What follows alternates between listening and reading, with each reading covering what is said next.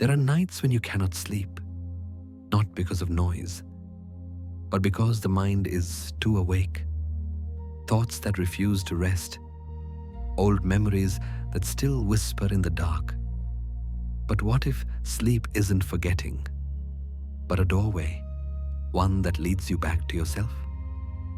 Carl Jung once said, "Until you make the unconscious conscious, it will direct your life and you will call it fate." In the darkness, when the world grows silent, that is when you can finally hear the truest voice within. This video is not just a journey into sleep, it is a journey home.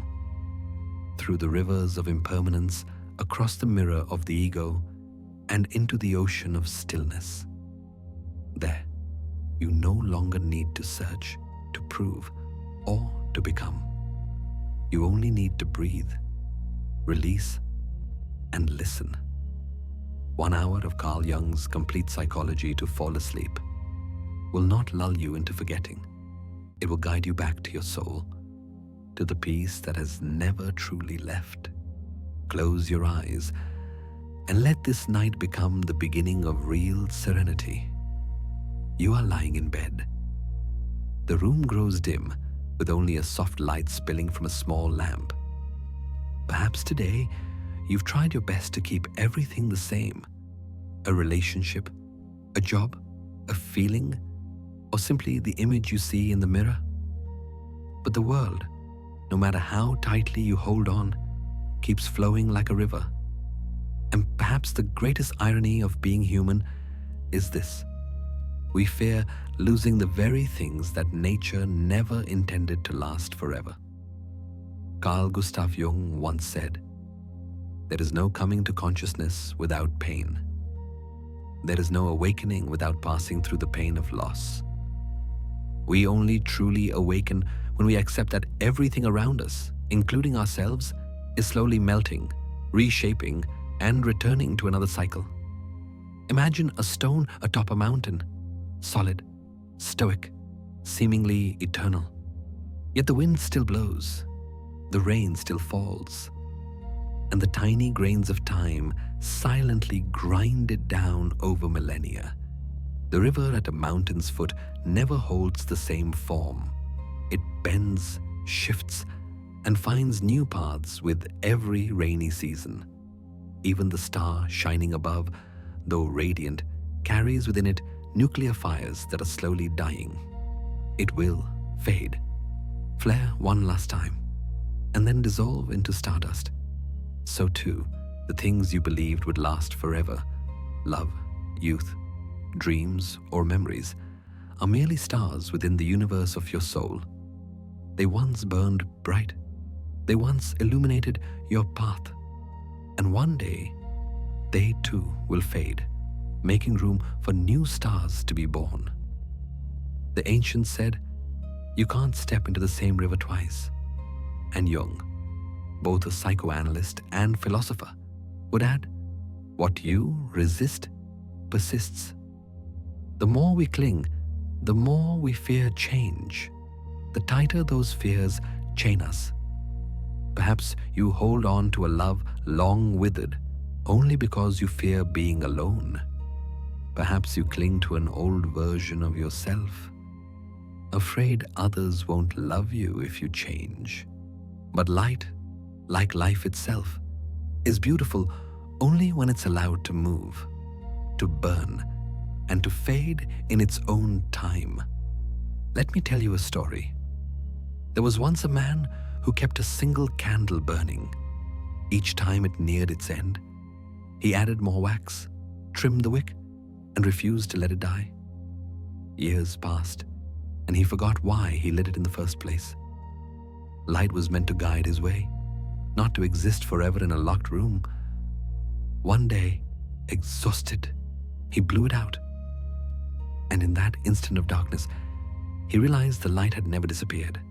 It had merely returned to where it began. Jung once emphasized, "In all chaos, there is a cosmos. In all disorder, a secret order." Change does not destroy you. It is quietly recreating you. more wisely than you imagine? Think of yourself. You are no longer who you were a year ago. Your cells have renewed. Your habits have shifted. Your emotions have deepened. Even your soul has been growing in its own quiet way. Yet we still measure ourselves by stability, when life itself was born to transform. Carl Jung believed that every true awakening begins when we dare to face disintegration without fear. Because awakening isn't about controlling change. It's about learning to flow with it. The privilege of a lifetime is to become who you truly are. The greatest privilege of life is to become yourself. And to do that, you must be willing to shed every old skin, every self you once thought was unshakable. As you lie here, in the stillness of night, let your mind soften. You don't need to hold on to today, nor grasp tomorrow. Just take a deep breath and exhale, letting everything flow away. You are not losing anything. You are merely returning to the rhythm of the universe, the pulse of birth, being, decay, and renewal that nature hums in all living things. The stone doesn't mourn its shape as it erodes. The river does not regret the paths it once flowed through, and the dying star still leaves its light to travel for thousands of years, shining upon skies seen by those who never knew its name. And you, if you dare to release and let life change you, will also leave behind such a light, a gentle trace of wholeness and aliveness. Carl Jung never spoke of perfection. He spoke of acceptance. He understood that within each of us lives fear, control, and attachment. But when we release our illusions of permanence, we begin to see the true immortality of the soul, the part untouched by time, form, or loss. So, if tonight you feel as though you're losing something, know this: nothing is ever truly lost. Its form is merely changing, continuing to live in another way. Like the light of a candle, when it goes out, it doesn't vanish. It becomes warmth, smoke, and shadow, all still here, around you. Life does not need you to hold it still. Life only asks that you allow it to continue. And perhaps, in the moment you dare to let go, you will understand this truth.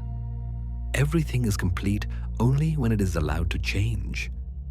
And then, once you realize that nothing truly lasts forever, something strange happens. Instead of fear, you feel relief. Because suddenly, you no longer have to fight against the flow of life. You begin to understand that even within dissolution, there is a hidden order quietly at work. Carl Jung once said, "In all chaos, there was a cosmos. In all disorder, a secret order." That is the moment when the mind stops struggling, stops trying to fix everything in place. Because in truth, it is change itself that gives life its rhythm and breath. If the previous part was an invitation to accept that everything changes, then this one is a gentle whisper in the dark. Maybe it's okay to let it change. Look around you. The work that once made you proud will one day become only a memory. The person you once loved will one morning become a fading face in your recollection. Even youth, the thing you once thought would stay, is flowing away, drop by drop, with every breath you take. And then you realize, life never stands still. It is like a river, always moving, always carrying away and bringing forth something new. If you try to hold the water in your hands, you'll grasp only a few drops. But if you let it flow, you'll hear the gentlest music of nature. The same is true within your inner world, your emotions, your beliefs, the roles you wear. they are changing too. There are versions of you that no longer fit. There are old dreams that must leave so that new ones can arrive. Carl Jung once wrote, "We cannot change anything unless we accept it." This is the most beautiful paradox of growth. You only truly begin to change when you stop trying to. When you accept that life is always in a state of becoming, you no longer fear impermanence. You begin to move in harmony with it.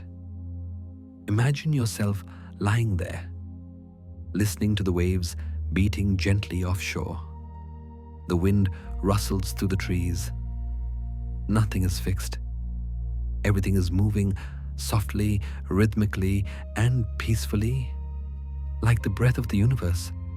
That is impermanence, not loss, but the heartbeat of life itself. People often think peace comes when everything stands still. But no, true peace is when you move with life, yet keep stillness within, like listening to your heartbeat amid the waves, like breathing evenly and smiling gently in the midst of change. Jung once reminded us, life really does begin at 40. Up until then, you are just doing research. He wasn't talking about age, he was talking about transformation. Human beings live in cycles. We try, we fail, we hurt, and then we learn to let go. At some point, we stop resisting. We begin to understand that everything, even what breaks, is part of the soul's evolution. When you understand this, you begin to see change with new eyes. Instead of asking, "Why is this happening to me?" you begin to ask, "What is this trying to teach me?" And when your question changes, your energy changes too. What you once called destruction becomes motion. What you once saw as loss becomes space for something new to bloom. Jung once wrote in the Red Book, "The greatest and most important problems of life are all fundamentally insoluble. They can never be solved, but only outgrown." That means there are changes you don't need to control or even fully understand. You only need to grow beyond them. When you grow, the problem naturally shrinks, like an old coat that no longer fits. And through that process, you begin to feel the peace that change brings. A strange peace, soft yet strong. Like the waves, never still, yet never gone. A wave is only water. Water is only the sea. And the sea is the rhythm of life flowing within you. So if today you feel like everything around you is changing too fast, don't be afraid. It isn't the world spinning wildly. It's you growing. You are being invited to release what has already served its purpose. Remember, impermanence is not the enemy. Impermanence is the teacher. It teaches us to love more deeply, to live more authentically, to be more grateful, because nothing lasts forever. Take a deep breath. Feel the air fill your lungs, and then exhale softly. That is the simplest expression of impermanence. Each breath passes, carrying away the old, bringing in the new. No two breaths are the same, and because of that, you are alive. Perhaps true peace is not found in keeping everything the same, but in allowing everything to change. Because only then can we feel the pulse of the universe within our own hearts. As Jung once said, the most terrifying thing is to accept oneself completely. And change is the path that leads you there, accepting every part of yourself, every phase, every version, and smiling at them all. So tonight, if you hear the wind outside your window or the distant sound of waves, know that they are whispering the same thing. It's okay to let it change, because when you allow everything to change, you do not lose life. You finally begin to live with it. And then, when you've learned to let the world change around you without fear, you will discover an even deeper layer of peace, the peace that comes with letting go. Because acceptance is only the beginning. Letting go is true freedom. Carl Jung once said, "What you resist not only persists, but will grow in size." When you don't let go, you resist. When you resist, you feed your fear. And in doing so, you unknowingly tighten your grip on the very things you wish to forget. Remember the feeling from before, the river still flowing, the wind still moving, the world changing without asking anyone's permission. Now, in this part, let that current carry you farther, toward the final shore of awareness, where every grasp is released and stillness becomes the highest form of trust. You are lying in bed. There is nothing left to control, nothing left to understand. Only you and your breath. One inhale, one exhale, the ancient rhythm of the universe. Carl Jung once wrote, "As far as we can discern, the sole purpose of human existence is to kindle a light in the darkness of mere being. But you know, that light cannot burn forever. Like the sun, which shines each day but eventually descends below the horizon. Not because it dies, but because it needs to rest. So, like the lullaby of the night, allow yourself to rest. When night falls, the sun doesn't die, it simply goes to sleep. Letting go is not losing. Letting go is trusting that even when you do not hold on, life continues. You do not need to strain to keep the world upright.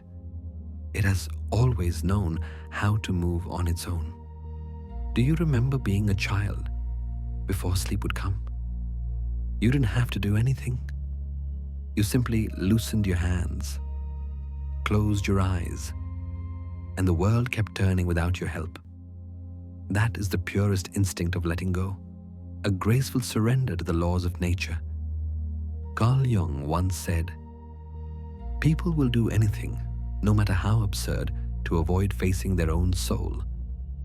Perhaps that is why rest does not come easily to us, because when we let go, when we grow still, the soul begins to speak. And sometimes that silence frightens us. But know this, the fear of silence is simply your soul asking to be seen. You don't have to fight it. You don't have to fill it with noise, with work, social media, or tomorrow's plans. Let silence become your companion. In Jungian psychology, the shadow doesn't disappear when you fight it. It softens only when you invite it to sit beside you and say, "I see you." Try that tonight. When your thoughts begin to rush in, instead of pushing them away, whisper gently, "I see you," and breathe. Each breath is a small act of release. Carl Jung once wrote in the Red Book, "Your vision will become clear only when you can look into your own heart. Who looks outside, dreams. Who looks inside, awakes." Awakening is not about opening your eyes wide to see the world. It is when you can close your eyes and still see yourself within. That is the conscious sleep, the sleep of surrender. So tonight, you don't have to hold anything, just breathe. Don't hold on. Don't try to control your dreams. Don't force your mind to be still. Just let it drift, like wind gliding over a lake, like waves kissing the shore, like the night wrapping softly around you. In these quiet moments, you are practicing one of Jung's deepest teachings, integration, the union of light and shadow, of the conscious and the unconscious. Letting go is the bridge to integration. Because when you stop resisting any part of yourself, you become whole. Letting go is the act of one who has understood there is nothing left to fight for, nothing left to prove, nothing left to hold. There is only being, simple, complete, and enough. Carl Jung once said, "Wholeness is not achieved by cutting off a portion of one's being, but by integration of the contraries." When you let go, you lose nothing. You integrate. You are saying to yourself, "I accept it all. The light and the dark, the voice and the silence, the action and the rest." And in that moment, you become whole. Imagine your inner sun setting. There is nothing sorrowful in this sight. The sky changes color, the light softens, and the world prepares to sleep. The sun does not die. It simply rests. It will return as you will in a new tomorrow. So when you close your eyes tonight, remember, everything continues, even when your eyes are closed. Life does not need you to stay awake for it to function. The universe does not need you to hold it together for it to turn. All it asks is that you trust and breathe. One inhale, you receive life. One exhale, you give it back to the universe. And between the two, there is a brief stillness. That stillness is freedom. Carl Jung once wrote, "The soul becomes more spiritual only when it has learned to let go of the world."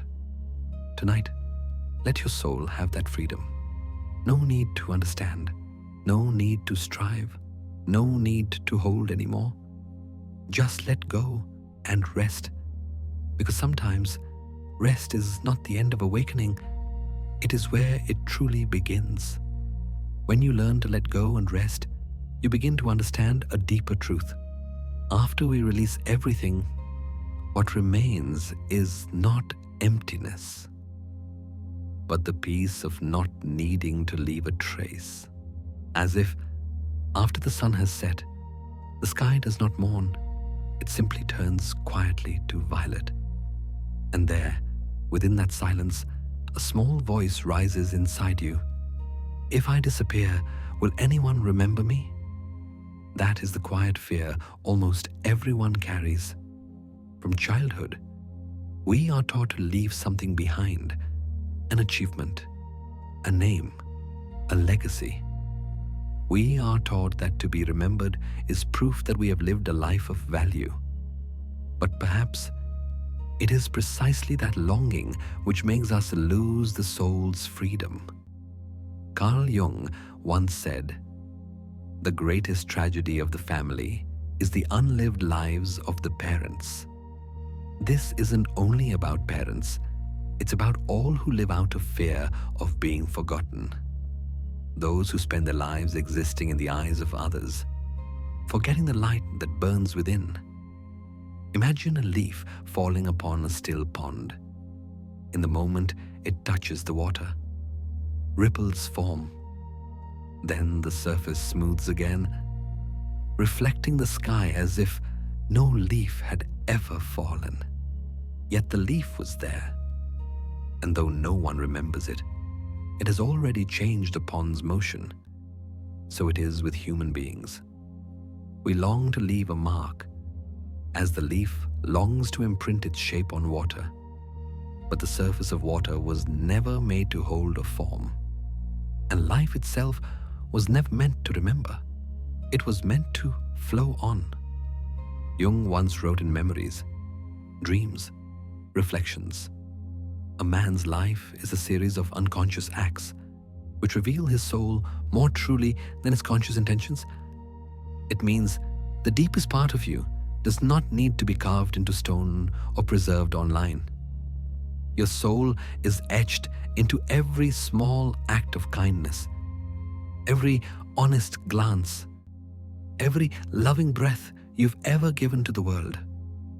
These things do not carry your name, but they carry you. And yet, the ego fears this. It wants to be seen, acknowledged, praised, remembered. It believes that if no one knows of its existence, it doesn't exist at all. Jung called this the illusion of permanence of the self, the illusion that the I must endure forever.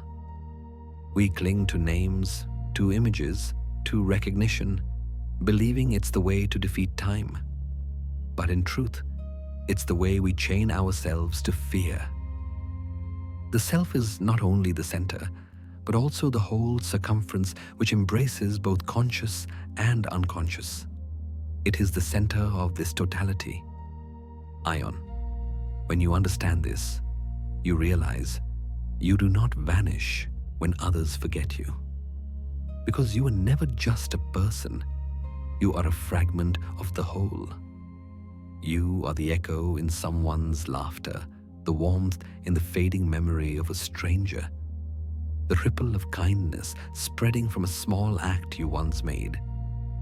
We often think being remembered is part of love. But sometimes, the purest form of love is the kind that doesn't need to be remembered. Like the mother who once sang her child to sleep, a voice the child will never recall. Like the one who plants a tree in the forest, asking for no name to be carved beneath it. That anonymity, that quiet absence of claim, is grace itself. Carl Jung once said, "The privilege of a lifetime is to become who you truly are." To become yourself does not mean to stand out in the world. It means to be true, even when unseen. That is when you touch true freedom, when you no longer need to be remembered to prove your worth. Think about this. Do you remember the face of the stranger who smiled at you yesterday? Perhaps not, but that smile warmed you for a moment, and in that moment, their soul lived on through you. They didn't need to be remembered, and yet they still exist within the energy of kindness. Maybe that is the most beautiful way to exist without leaving a trace. When Jung wrote in the Red Book, "I am not what happened to me, I am what I choose to become," he meant that the soul does not need to be enshrined. It only needs to become, to live fully in each moment, not to record it, but to feel it. Because when every moment is lived wholeheartedly, what need is there for eternity? Perhaps it is in anonymity that we find our truest self. For when there is no one left to impress, we stop performing. When there is no one left to witness, we stop fearing. And when there is no one left to remember, we finally begin to exist. Tonight, as you listen to the rhythm of your own breath, let this truth whisper softly within you. It's okay to be forgotten. Because when you no longer need to leave a mark, you become as light as a falling leaf, as free as the wind passing through the forest. Even without recognition, you are still part of the great painting of life, quietly, perfectly, eternally. And from this stillness, when you accept that being forgotten is not the end, you are ready to step into the next lesson. One nature has been teaching us all along. The river does not sign its name upon the sea, and the clouds leave no signature on the rain. When you begin to understand that you don't need to be remembered to exist, your mind becomes lighter, like wind brushing through the leaves, leaving no trace, yet moving the whole forest. And that is where the previous chapter has led you. From the fear of being forgotten to the freedom of anonymity. For while humans still fear not being remembered, nature has long mastered the art of namelessness. No river signs its name when it meets the sea. No cloud leaves a mark when it becomes rain. And yet, they are no less magnificent because of it. In the stillness of the night, imagine this: the river, with all its strength and patience, keeps flowing endlessly, not to be praised, but simply because that is its nature. When it merges with the ocean, it does not disappear, it only changes its name. So too, when you stop trying to leave a legacy, you do not vanish, you return to a larger version of yourself. Carl Jung once wrote, "The self is a circle whose center is everywhere and circumference nowhere." We are like the river and the cloud, temporary expressions of a greater whole, the collective unconscious. When you stop asking, "Who will remember me?" you begin to ask a deeper question: what part of me continues to flow through others? Just as clouds leave no name upon the rain, they dissolve, blending into air, returning again in every drop that lands on rooftops, in every dew that gathers on leaves.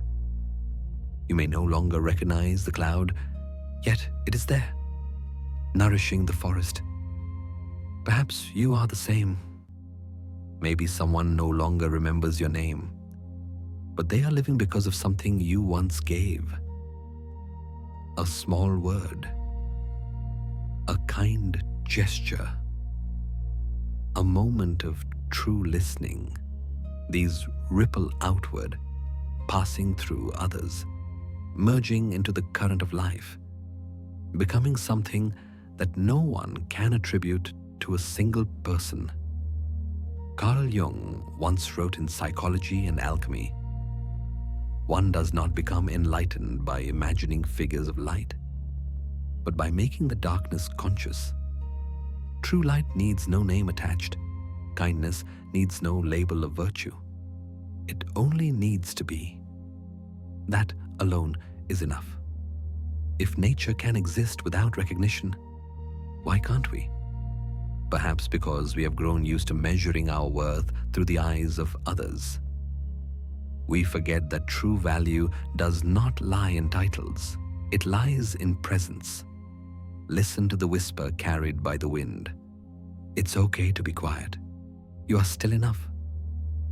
No one needs to know who you are for you to have an impact. Like the wind, invisible, yet it shapes mountains over time. Like the moon, shining every night, never asking who might be watching. Carl Jung once said, "You are not a drop in the ocean. You are the entire ocean in a drop." It is a gentle reminder that you are not separate from the world. You are part of it, and it is part of you. So anonymity is not the loss of self. It is the expansion of it. When you stop confining yourself to a single name, you become immortal in another way. You become a part of everything. Think of a flower that blooms and withers. It never worries about who will remember its scent. It simply does what life asks. It blooms completely. And in that moment, it has fulfilled its purpose. Even if no one ever knew its name, you are the same. You don't need a monument to prove that you once existed.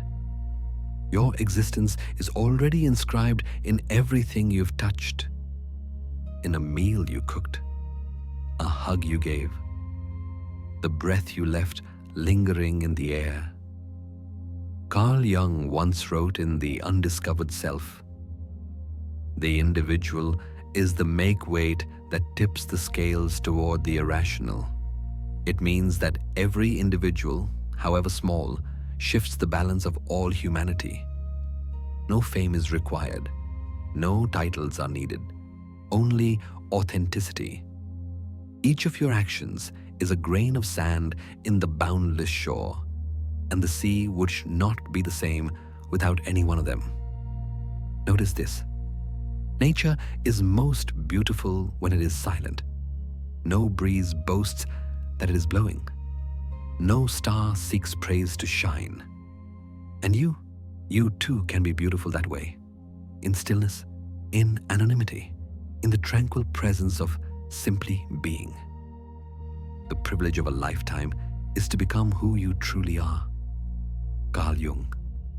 And sometimes, who you truly are is not the one remembered, but the one at peace with not needing to be.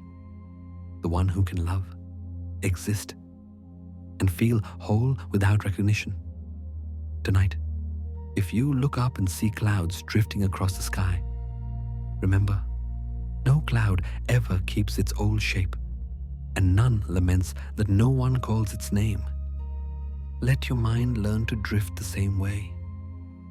Not bound by names, not afraid of being forgotten, not needing to be verified. Because, like the river meeting the sea, every dissolution is also a form of return.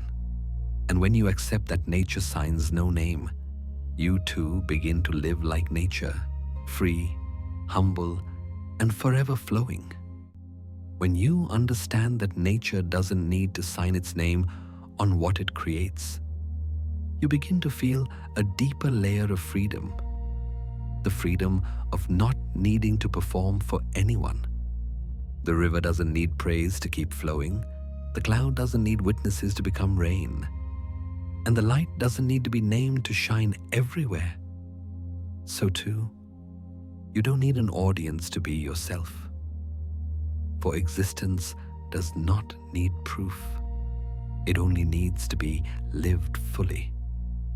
There is an old story of an aging musician who lived deep in the forest. Every evening, when the sunlight slanted through the pine trees, he would bring out his old instrument and sit beside the stream. No audience, no stage, only the wind, the water, and the soft hum of wood and string. Someone once asked him, "Who do you play for?" He smiled and whispered, "For no one, yet the music is still full." And within that answer lies a simple kind of enlightenment. When you no longer need anyone to listen, music becomes truly free. Carl Jung once said, "Solitude is for me a fount of healing which makes my life worth living." Sometimes it is in solitude that we rediscover our most original self. When we are no longer reflected through the eyes of others, we stop trying to become, and in that stillness, we begin simply to be. Modern life traps us in a play with no intermission. We perform for our jobs, our families, social media, and even for the image we hold of ourselves. But as Jung once wrote, the persona is that which in reality one is not, but which oneself as well as others think one is. The persona, the social mask, is necessary to function in the world. But if we forget to ever take it off, we lose sight of the face beneath. Perhaps true freedom doesn't lie in acting well, but in the ability to stop performing, to stop proving, to stop trying so hard to be enough. Because when you stop performing, you don't disappear, you return. Jung wrote in the Red Book, "The most terrifying thing is to accept oneself completely." Indeed, for when the roles fall away, you face yourself entirely, both light and shadow, gentleness and weakness. And only by daring to face yourself do you begin to see who you truly are. Like that old musician in the forest, he needed no audience to affirm his music. His sound wasn't meant to be heard. It was meant to be released. So it is with you. You don't need to be seen to have value. Your worth lies in presence, not perception. When you live for the gaze of others, you borrow meaning. When you live for the truth within, you create it. That is the difference between being noticed and being real. Carl Jung once said, "The privilege of a lifetime is to become who you truly are, and you can only become that person when there's no one left to act for. when the noise fades and you're alone with your breath. When you no longer need to be heard, you finally hear yourself. When you no longer need to be seen, you finally exist. Picture that old musician again in the heart of the forest, his melody rising and blending with the wind, dissolving into the air. No one records it. No one applauds. Yet every note lives completely in that moment, and that is eternity. So when you feel small, unseen, or unrecognized, remember this: you don't need witnesses to have worth. The forest doesn't need an audience to stay green. The sea doesn't need applause to remain vast. Who looks outside dreams, who looks inside awakes.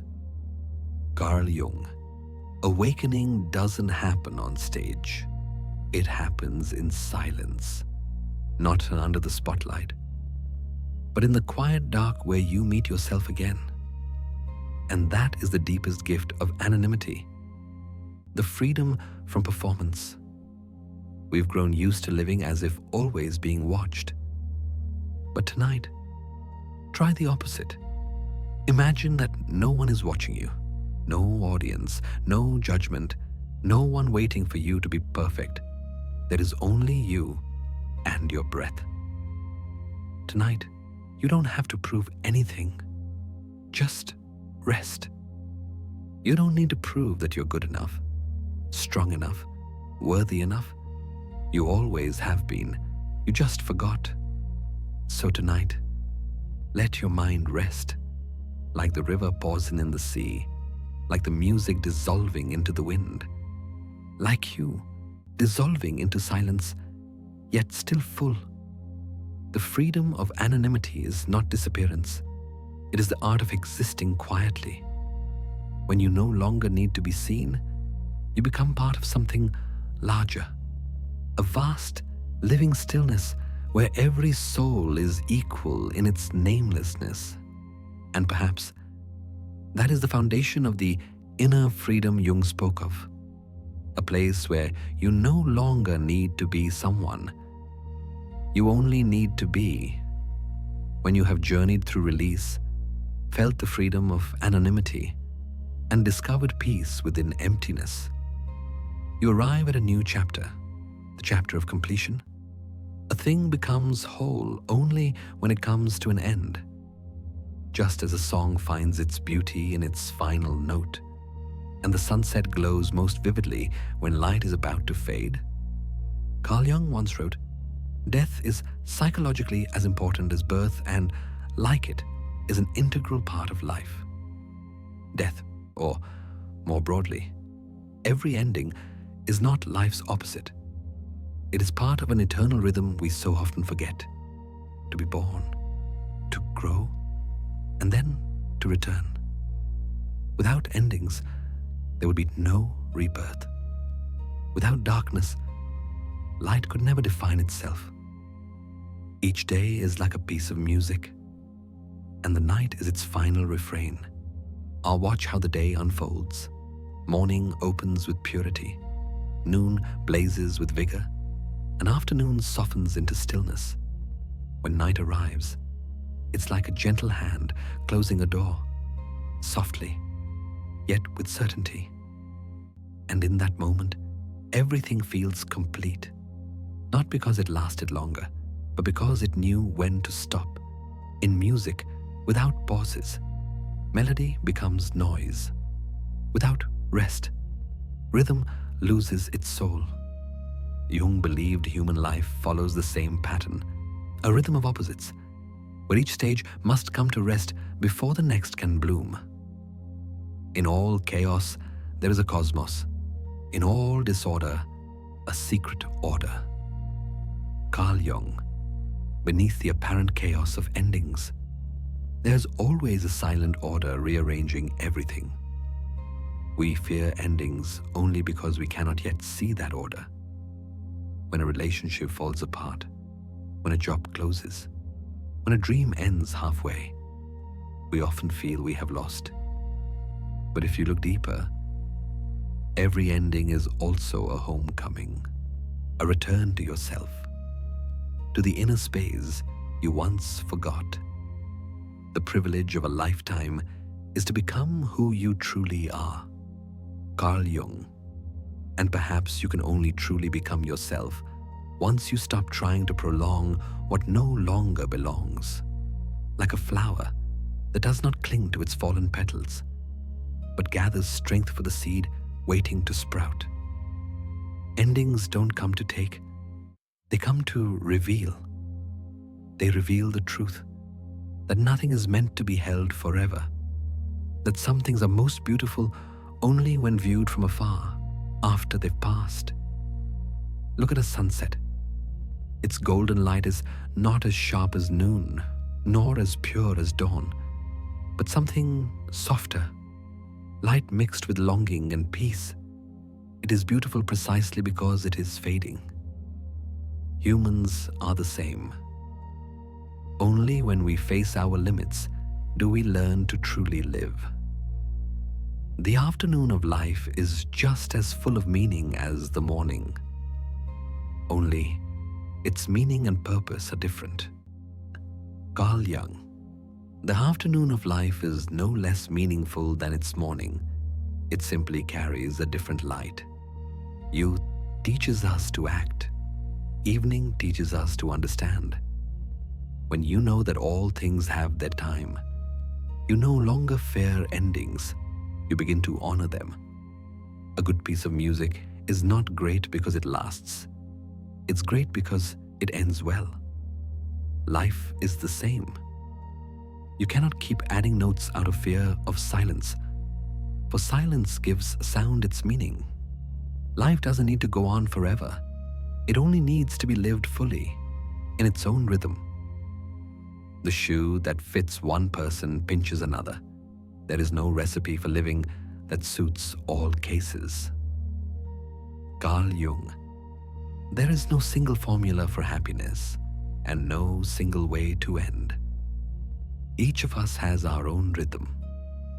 Some close with tears, others with laughter, and some with a quiet breath. But in truth, all endings are a return. Sometimes you just need to see things like a sunset, where the light fades not because it dies, but because it has fulfilled its purpose. And night is not the end of day, but the rest of light. As far as we can discern, the sole purpose of human existence is to kindle a light in the darkness of mere being. Carl Jung. Light always returns, but to return, it must rest. And humans, too. Sometimes the greatest courage is not in continuing, but in stopping peacefully. Each day you live is a melody in motion. When night comes, let it end gently. No need for more words. No need to hold on. No need to analyze. Just listen as the final note fades into silence. Because in that moment, when the sound disappears, you can finally hear your true self.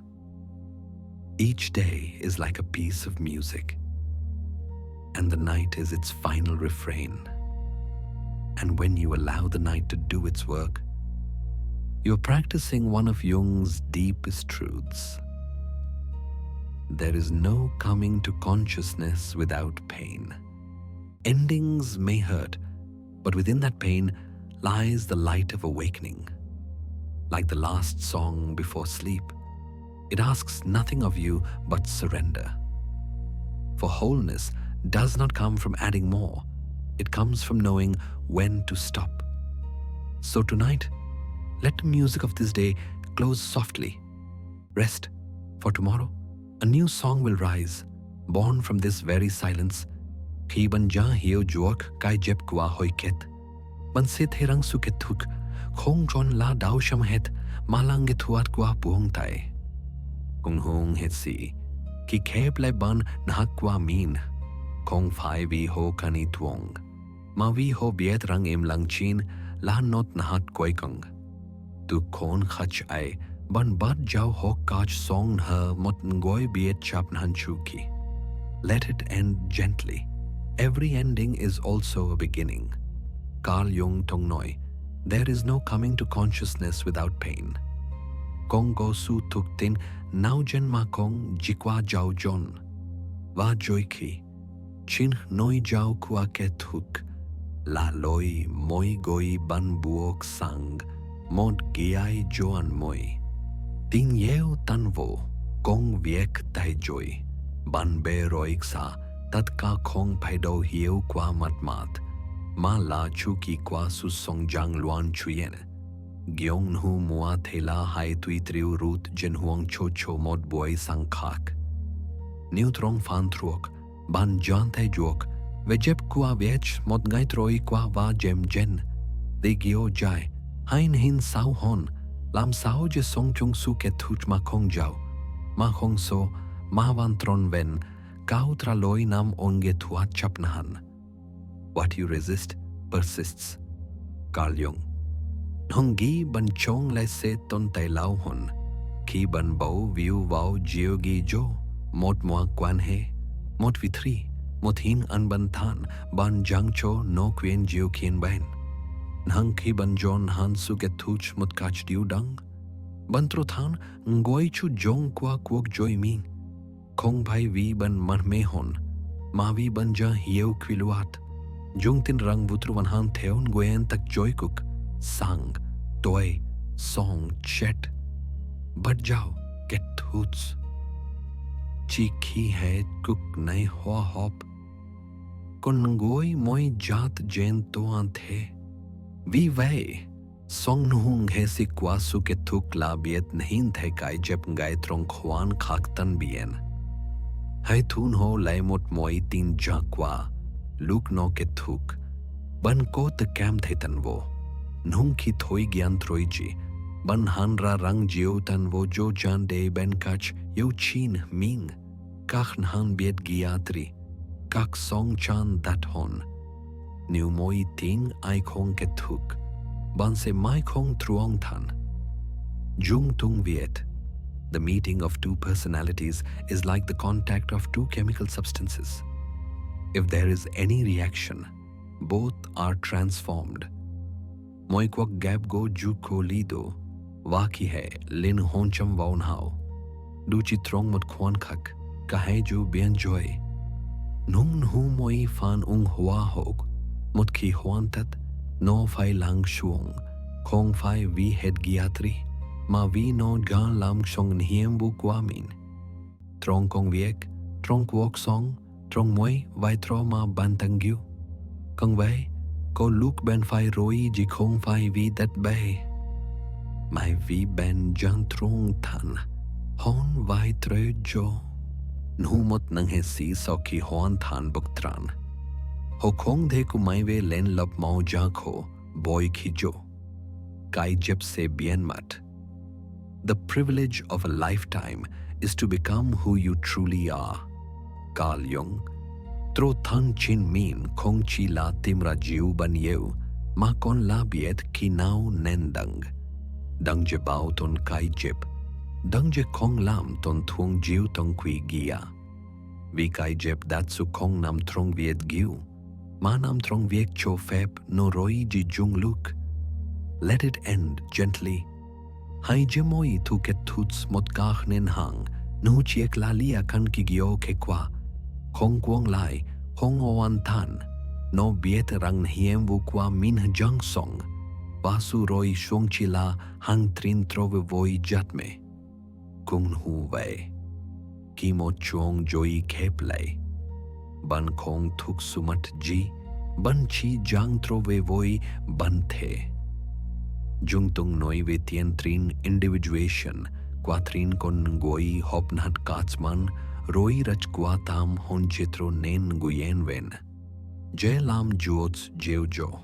Moi fan trong ban jeu fai ko lus chet ji motlan. Je fan sao hon juok sinkra. The old must die before the new can be born. Va jo chin la ban chat kwa moi kethuk. Song hung he sikwa su kethuch ngia la biet kach buong voilang bieton.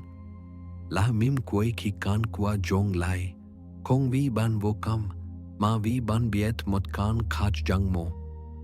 Kong fai moi ke thuk juk ko hao, nhang moi ke thuk juk ko inghia. Thamchi, inghia jo joy kichila, loin hak rangban van kon jang song, va jok song la mot jak an. The afternoon of life must also have its own significance and cannot merely be a pitiful appendage to life's morning. Carl Jung. Gyai Joan Sao Kwa Kwok Joy Nhung Chong Kwoi. Hong Phai Phan Tan Ma La Nua Kon Lai Kwa Buk Tran. Vi Neo Hong Ko Chiao Ta. I se Biet Tran Trong Bin Hming. Neo Hong Ko Chiali.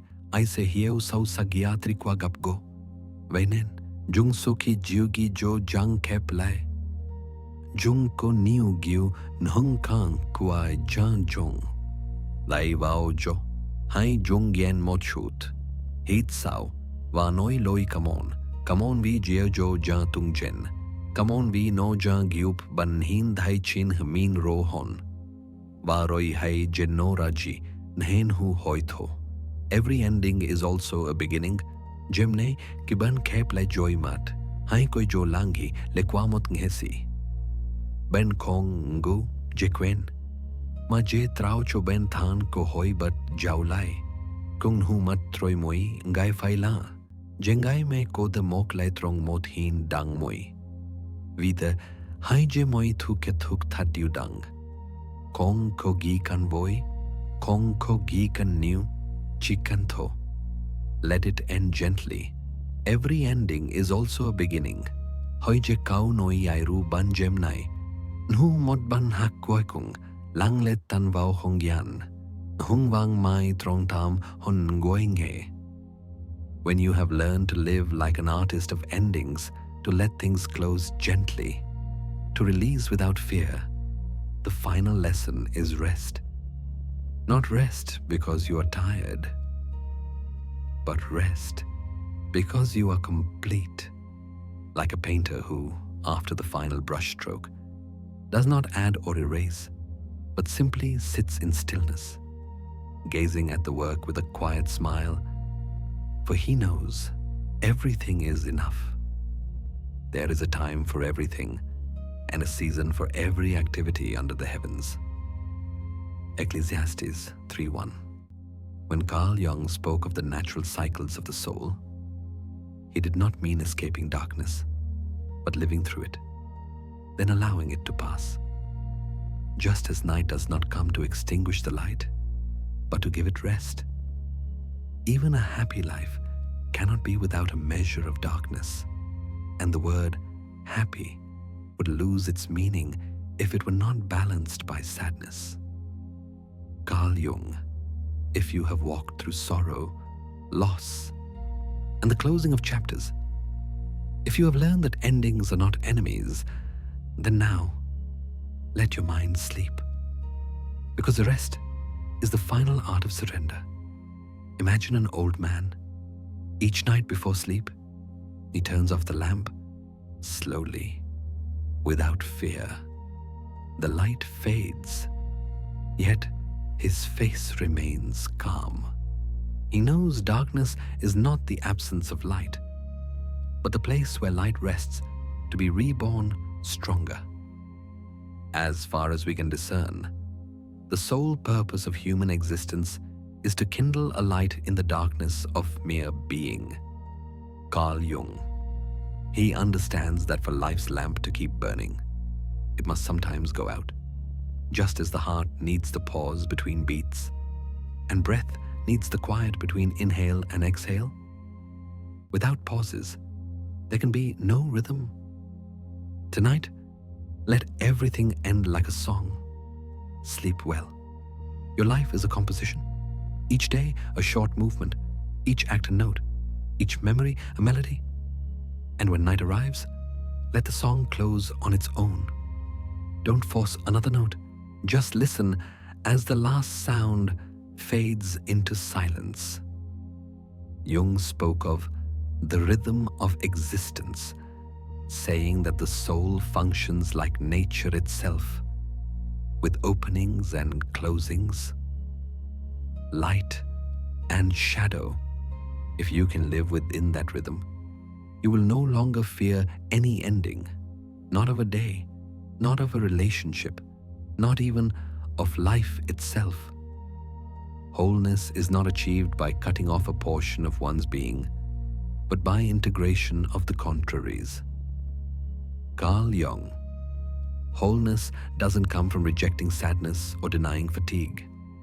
It comes from embracing both light and darkness, knowing that each is part of the same journey. And only then can rest be complete. The old man turns off his lamp each night, not because he abandons the light, but because he trusts it. That trust gives him peace, the faith that everything will return, that tomorrow the sun will rise, the birds will sing, and his heart will still beat quietly within him. So too, when you close your eyes tonight, do not think you are leaving life behind. Think instead that you are giving it a chance to renew itself in peace. Because even sleep is a form of rebirth. Breathe in. Breathe out. Each breath is a small death and a new birth. You don't need to do anything. Just breathe. Tonight, you don't need to fix, to try, or to understand. You only need to rest. Jung once described individuation, the process of becoming whole, as a path not outward, but inward. And at the end of that path lies not victory, not achievement, but silence. At the end of the day, we must let go of who we think we are supposed to be and embrace who we are.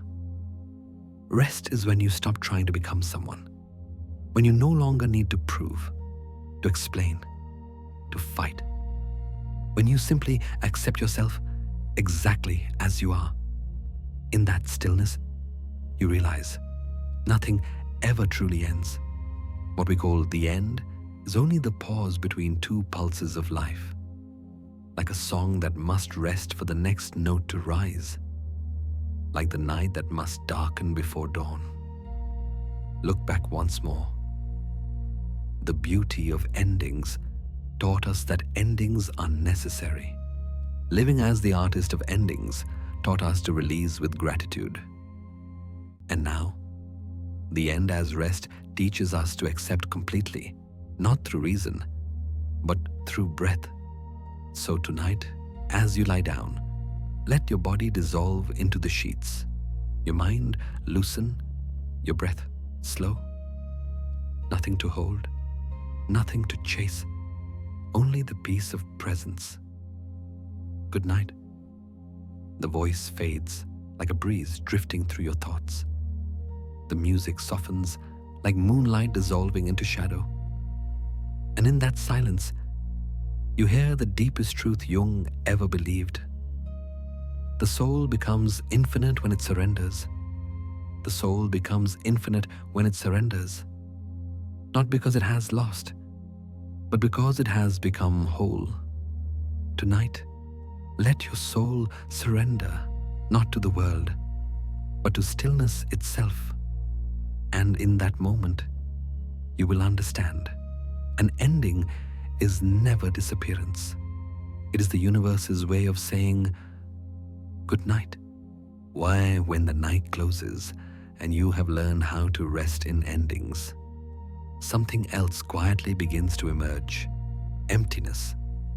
It does not announce itself, nor arrive with noise. It simply lingers, like the universe taking a long, deep breath after letting go, after saying goodbye. There's often a space, a gap between what has ended and what has not yet begun. That space is where we often feel most lost, and yet it is also where the deepest healing takes place. In all chaos, there is a cosmos. In all disorder, a secret order. Carl Jung, from the chaos of loss, a silent order is forming, but you will only sense it when you dare to stay still within the emptiness. When you stop trying to fill it with sound, with work, or with memories of the past, it is like a winter garden, bare branches, frozen earth. And yet, beneath the snow, seeds sleep quietly, waiting for spring to wake them. There'll be nights when you feel something missing, a person, an opportunity, a warmth that once lived in your heart. You look around and find yourself alone, as if the whole world has moved on and left you standing there. But perhaps it is precisely in that moment that the light begins to find its way in. Maybe emptiness isn't the enemy. Carl Jung once wrote, "The creation of something new is not accomplished by the intellect, but by the play instinct acting from inner necessity." The creative mind plays with the objects it loves. The new is never born through control. It arises through the freedom to play. And to play, you must first make space. Emptiness is not loss. It is the room where the new can be born. Think back to the last time you cleared out an old room, when it was full of clutter. There was no place for anything else. But once you began to remove things, once the empty space appeared, light began to enter, and suddenly the room felt larger, cleaner, softer. The human soul is much the same. Your vision will become clear only when you can look into your own heart. Who looks outside dreams. Who looks inside awakes. Carl Jung. Emptiness is the soul's invitation to return inward. When you stop searching outside, in applause, approval, or fading relationships, you begin to hear your own breath again. That is the first moment of awakening, not loud, not brilliant, just a quiet realization. I am still here. Jung believed that no one could truly evolve without a temporary dissolution of the ego. Just as the snake must shed its skin, or the seed must crack to sprout, we too must pass through that space in between, where the old self has fallen away and the new self has not yet arrived. There's no birth of consciousness without pain. Carl Jung. And that pain, if welcomed, becomes expansion. When you accept emptiness, you are no longer its victim. You become its witness. You begin to watch, to sense, to trust that rebirth is happening quietly beneath the surface. There is something strange and beautiful that happens when you sit in silence long enough. You begin to hear things you'd never noticed before. The wind outside the window, the heartbeat within you, the hum of life still flowing through everything. You realize that emptiness is not silent. It simply speaks in another language, the language of presence. At times, I feel like a ship that has been stripped of all its masts, drifting on the sea of the unconscious. Carl Jung. When all your anchors are gone, you think you are lost. But in truth, you're being carried home, toward the center of yourself, like a ship adrift in the night. Only when all surrounding lights are gone can you finally see the stars. Emptiness does not come to wound you.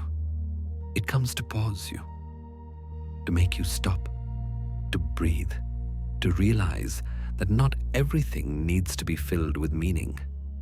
Not every loneliness must be fixed. Sometimes, simply sitting beside it, as you would sit beside a quiet friend, is enough. Jung once said, "The greatest and most important problems in life are all fundamentally insoluble. They can never be solved, but only outgrown." Emptiness, too, cannot be solved. You can only grow beyond it. And when you do, you will see that the emptiness you feared was, all along, your gentlest teacher, So tonight, if you feel a hollow within, remember this: not every absence is a loss. Sometimes the universe removes the old simply to make room for something larger, something you cannot yet imagine.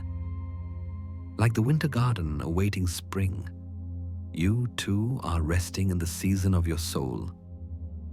Close your eyes, take a deep breath, and let your heart become empty for a while. Maybe emptiness isn't the enemy. It is simply the space where light enters.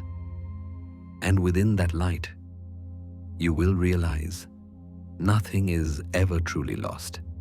Everything is merely returning to the quiet from which it first came. Once you've learned to sit still within the emptiness, you begin to realize the next truth. Emptiness only becomes fertile when you learn how to forget. Because sometimes what hurts us isn't the wound itself, it's the memory of it. And only when you dare to let that memory dissolve can peace find a place to enter. Until you make the unconscious conscious, it will direct your life and you will call it fate. Carl Jung taught that the unconscious will rule our lives until we bring it into awareness. But awareness does not mean clinging. Even understanding must sometimes be released, so it doesn't harden into the weight of memory. When you let go of what once hurt you, you are not betraying your past. You are freeing it. There are wounds that cannot heal by being remembered. You can replay the images again and again, the words, the faces, the moments that still tighten your chest. But the more you remember, the longer the pain survives. It's like a room that never brightens because you refuse to turn off an old light. No new light can enter while you keep holding on to what has already burned out. Breathe in, breathe out. Imagine inhaling and exhaling slowly. Each breath in brings new air. Each breath out releases what no longer serves you. Life breathes in the same way. It can only continue through letting go. In nature, nothing is kept forever. Leaves fall to enrich the soil. Waves retreat so the ocean can rest. Winter arrives so spring can be born again. And we, too, must learn to forget the seasons that have passed. So the soul has space to welcome new growth. Jung wrote in Modern Man in Search of a Soul, the process of individuation means becoming an individual, and insofar as individuality embraces our innermost, last, and incomparable uniqueness, it also implies becoming one's own self. Becoming yourself is not always about gaining more. Often, it is about shedding. It is forgetting the definitions others gave you. It is peeling off layers of expectation, judgment, and stories you once mistook for me. When these fade, what remains is your purest essence, who you were before the world gave you a name. Forgetting is not losing. Forgetting is releasing. Like a room that glows only after the lamp is turned off. You do not lose light. You make way for a gentler, truer one. And when you forget your pain, you are not erasing memory. You are simply choosing not to define yourself by it anymore. In that silence, something new can begin. The greatest and most important problems in life are all fundamentally insoluble. They can never be solved, but only outgrown. Carl Jung. There are things reason cannot solve. You cannot analyze sorrow into clarity. You cannot unravel every thread of the past. The only way forward is to grow beyond it. And to grow, you must leave it behind, like a kite that must cut its string before it can soar. Think of memory as words written in sand. You don't need to erase them. The wind will. Your task is simply to stand still and watch. One day, you'll realize that forgetting does not make you weaker. It makes you more fluid, like a river flowing around stones, needing no victory, only movement. The pendulum of the mind oscillates between sense and nonsense, not between right and wrong. Carl Jung. The mind swings endlessly between meaning and meaninglessness, between what it grasps and what it cannot. But when you learn to forget, you stop needing to understand. You allow yourself to not know, to not solve, to not force. And in that surrender, peace appears, not because you found an answer, but because you no longer require one. Some wounds heal only when you stop trying. When you stop trying to get over it, you finally move through it. When you stop forcing yourself to remember, you start to live again. And in that very moment, life returns, soft, quiet, like a breeze through a curtain newly opened. Breathe in, breathe out. Breathe with life. Let each breath remind you that you do not need to hold everything so tightly. Forgetting is not betrayal. It is returning things to the flow of nature. Sometimes, the kindest thing you can do for a memory is let it rest. Jung believed the unconscious is a place of renewal. Only when we release control can the buried things within rise and transform. Forgetting is the soul's way of pruning, clearing fallen leaves so the soil can nourish what's next. When your mind softens its grip on pain, new energy begins to move again. What you resist persists. Carl Jung. Whatever you fight would stay. But when you accept, when you breathe, when you allow memories to dissolve like rain into earth, they lose their power. They become foundation, quiet, rich, and fertile, where new life will grow. So tonight, if an old memory comes, let it arrive and let it go. Don't chase it. Don't cling to it. Just breathe with it. As you breathe with the rhythm of the universe, breathe in, breathe out. And one day, you'll notice what you once struggled to forget no longer matters, because something new has already begun to bloom in the space it left behind. When you have learned to forget in order to make space for the new, another deeper layer begins to open. Silence. Not the emptiness of longing, nor the wind of release, but a pure stillness where the mind ceases to move and the soul begins to breathe deeply. Jung once wrote, "The soul needs silence more than the body needs rest." Silence is not merely the absence of sound, it is the absence of striving. It is the moment when you no longer try to understand, no longer try to heal, no longer demand answers from the world. Because some nights don't need solutions. They only need silence. For in that silence, the universe whispers things that language can never reach. Silence is the oldest language of the soul.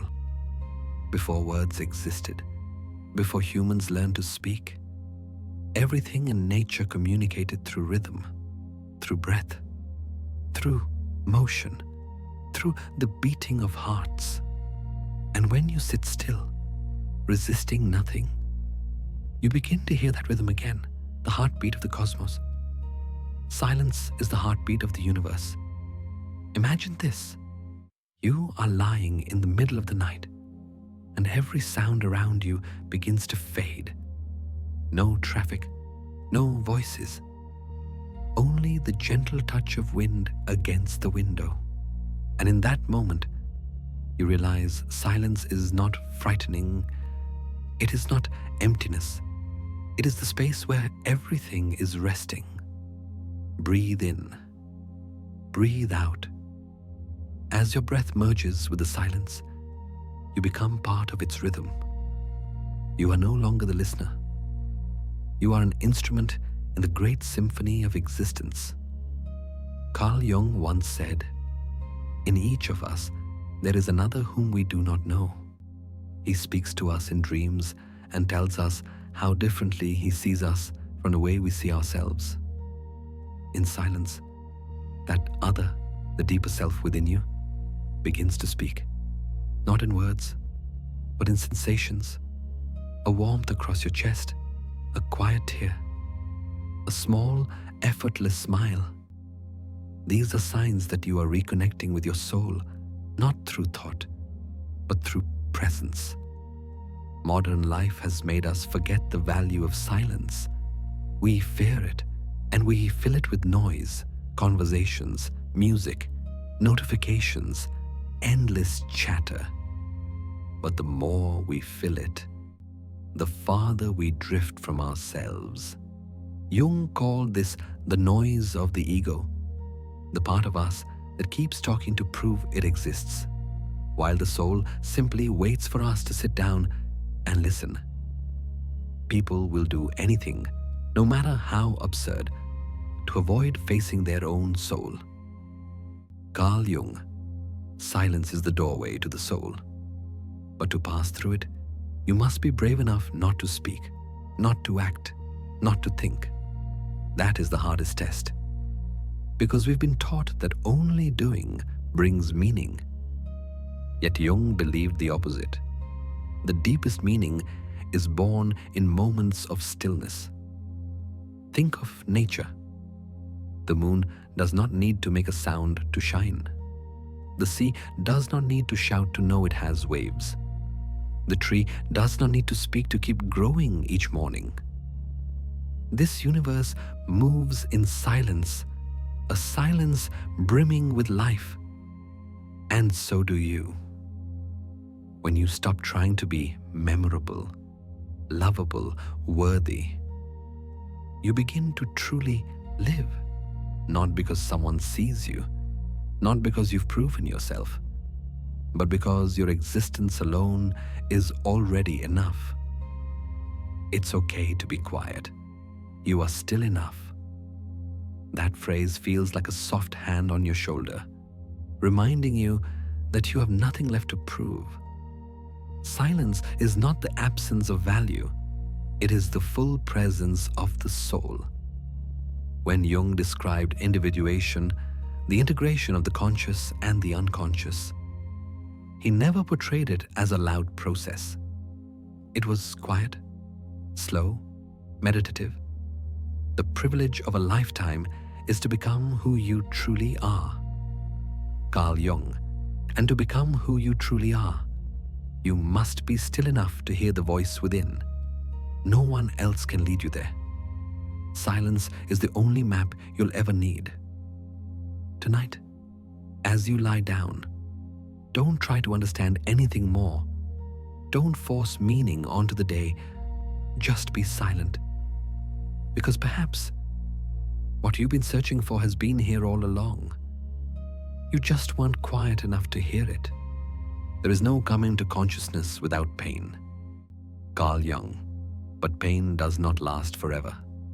When silence touches it, pain melts like morning mist in the light.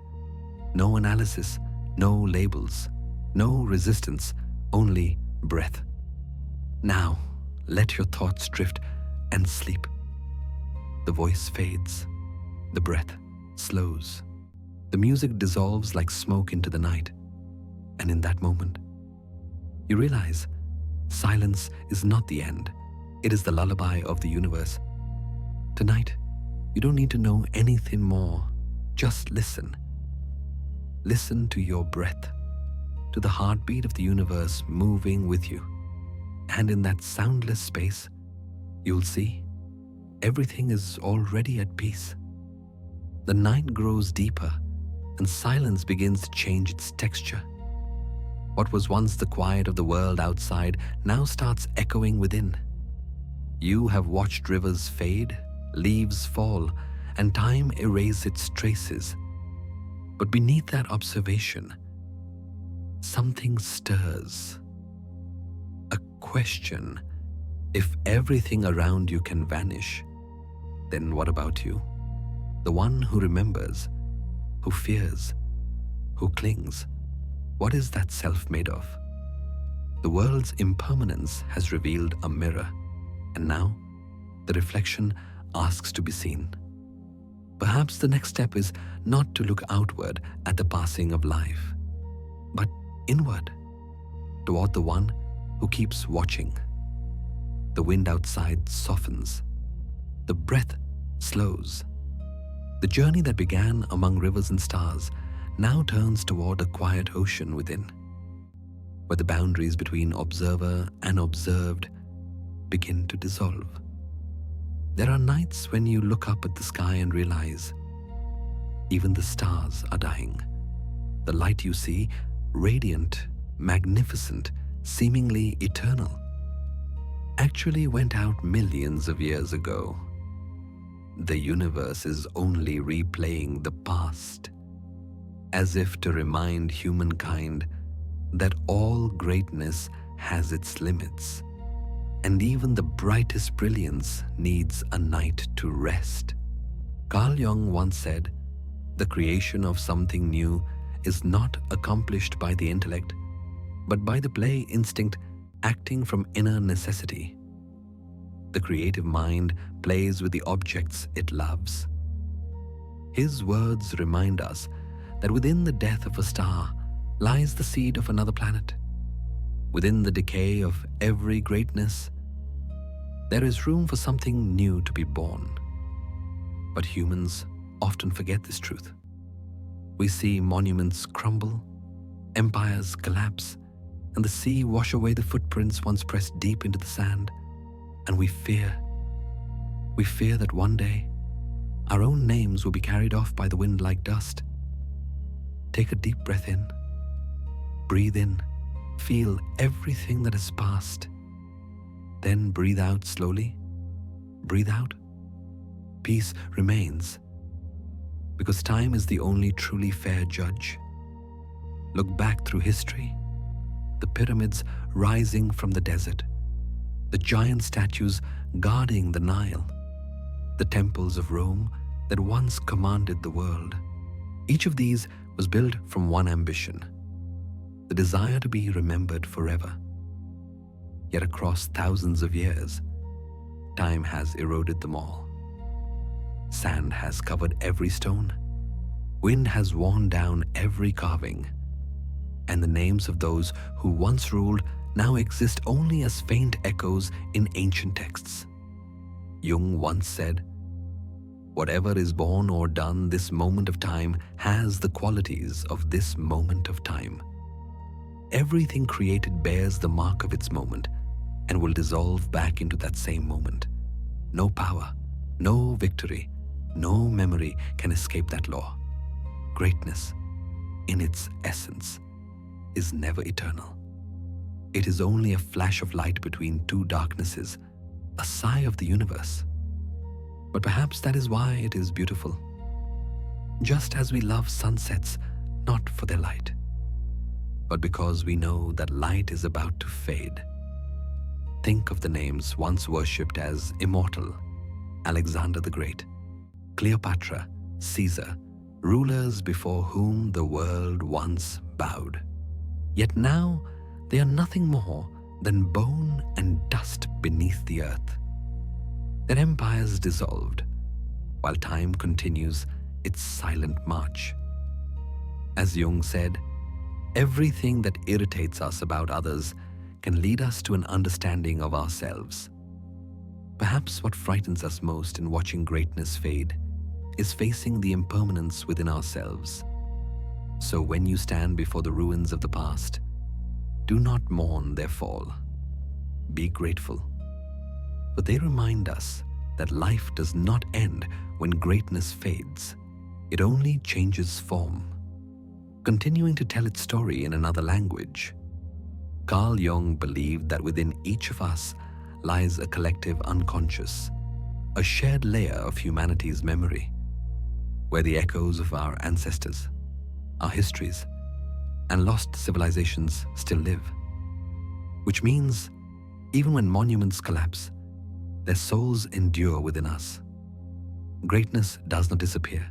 It transforms into dusts of consciousness, into sparks of inspiration for those yet to come. Just as a dying star gives birth to iron, carbon, and gold, the very elements that make up the human body, when you look at the sky, you are looking at yourself, a being born from the remnants of the cosmos, from explosions that ended billions of years ago. You are not forgotten. You are the continuation. And when you understand this, you realize that no greatness ever truly vanishes. It merely changes shape. So tonight, if you feel small, if you look back and see the things you once took pride in beginning to fade, remember this: everything dissolves, and yet life continues. As Jung once said, the shoe that fits one person pinches another. There's no recipe for living that suits all cases. Every soul has its own rhythm. Greatness does not need to last forever. It only needs to be lived fully in the moment it was born. Imagine a monument that no longer has visitors, yet each time the wind passes, it still hums with the echoes of the past. Imagine old stones that need no witnesses, but still hold the warmth of human hands. Time may erase names, but it cannot erase meaning. For meaning does not lie in being remembered. It lies in having truly existed, sincerely, completely. Breathe in, the past fades. Breathe out, peace remains. Perhaps it is in fading that we find true peace. For when we no longer fear being forgotten, we can finally live honestly, love deeply, and rest fully. Jung once said something simple yet profound: what you resist persists. When we try to hold on to the light, we only make it fade faster. But when we allow it to go out naturally, that light returns in another form, another moment, another soul. And so, when greatness fades, it does not disappear. It returns to the primordial rhythm of life, where everything is balanced, where there is no high or low, big or small, only the breath of existence itself. Let this voice whisper to you in the stillness of night: maybe the beauty of life lies in knowing it will be forgotten. Because it is forgetfulness, not glory, that makes life fair, profound, and complete. When the light of great monuments fades, only one thing remains, standing amid the dust of ages: justice. Time knows no favoritism. It does not bow before kings, does not indulge the powerful, and never slows for those who beg for one more moment. It moves steadily, silently, without mercy, without hatred, like a judge who needs no court. Have you ever stood before the sea and watched your footprints being washed away? In that moment, you realize every trace of existence, no matter how strong, eventually melts back into the water. The waves choose no one to preserve. They simply do their work, erase, and begin again. And within that erasure lies a gentle form of justice, one that needs no proclamation. Carl Jung once said, "Who looks outside dreams, who looks inside awakes." When people become obsessed with being seen by the world, they begin to dream, to chase after power, fame, position. But when we turn inward, we awaken. We see that nothing truly belongs to us except the experience unfolding in this very breath. Fame, status, career, all our masks we wear in this brief life, they allow us to be seen, to be celebrated, but they fall away when the wind of time passes. Like sails stretched full of wind, appearing strong, yet always lowered when the voyage ends. You don't need to leave a mark to matter. This simple whisper touches the essence of being. We do not need to leave traces to be meaningful, because value lies not in what endures, but in what is lived. Jung once wrote, "As far as we can discern, the sole purpose of human existence is to kindle a light in the darkness of mere being. The sole purpose of human life," he said, "is to light a lamp in the darkness of existence, not so that others may praise its glow, but so that it warms one's own soul while it still burns. And that is the justice of time. Time does not reward success nor punish failure. It performs only one sacred task: to bring everything back into balance. A child and a king, a farmer and a philosopher, all pass through the same doorway, entering the same stillness where names and titles mean nothing. You can feel it in the rhythm of the night. Listen closely, not to the sounds of the world, but to the pause between two breaths. In that silence, every title dissolves. There is no who, no what, only pure, transparent being. Tonight, let go of your titles, your names. Just be a soul resting in the same silence as all who came before. Perhaps you've spent your whole life trying to prove something. You've climbed, fought, achieved, and held onto positions you believed were important. But in the final minutes of the day, when your head rests on the pillow, all titles fall from your shoulders like tired garments. Only you remain a soul seeking rest. The justice of time is not punishment. It is an invitation, calling you back to yourself, to what is equal in all living things, existence itself. Jung once said, "In all chaos there is a cosmos, in all disorder a secret order. In destruction there is creation, in erasure there is balance." So too, in the fading touch of time, there is a miraculous equality where all souls return to the same origin. There is no higher, no lower, no remembered, no forgotten, only the universe, breathing with you. Imagine yourself standing on the beach at sunset. The sun sinks low, the tide rises, and waves sweep away the still warm footprints. You do not grieve, because you know tomorrow others will walk the same shore, leaving their marks to be washed away again. The cycle has no beginning and no end. The justice of time is not about endings. It is about continuation. It is the eternal symphony of birth, death, and rebirth. And every human being is but a single note in its endless harmony. So tonight, relax. Let your titles, expectations, and all the stories you tell about yourself dissolve like waves upon the shore. For in that dissolution, you return to your purest form, no longer someone, no longer needing to be remembered, only needing to rest. Carl Jung once wrote, "The privilege of a lifetime is to become who you truly are." The greatest privilege of life is not to be remembered, but to return to your truest self. Let time do its work. Let the waves erase the footprints. Because only when every trace is gone can we touch what is eternal, the quiet equality of all souls that ever were and ever will be. And in the soft breath of the night, as the wind brushes the window, let this voice whisper to you, You don't need to leave a mark to matter. For in the end, it is not our traces that make us exist. It is this moment, this breath, this heartbeat.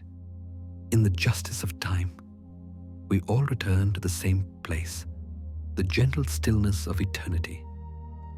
And when you've learned to see time as a fair judge, favoring neither the strong nor the weak, you begin to realize another truth.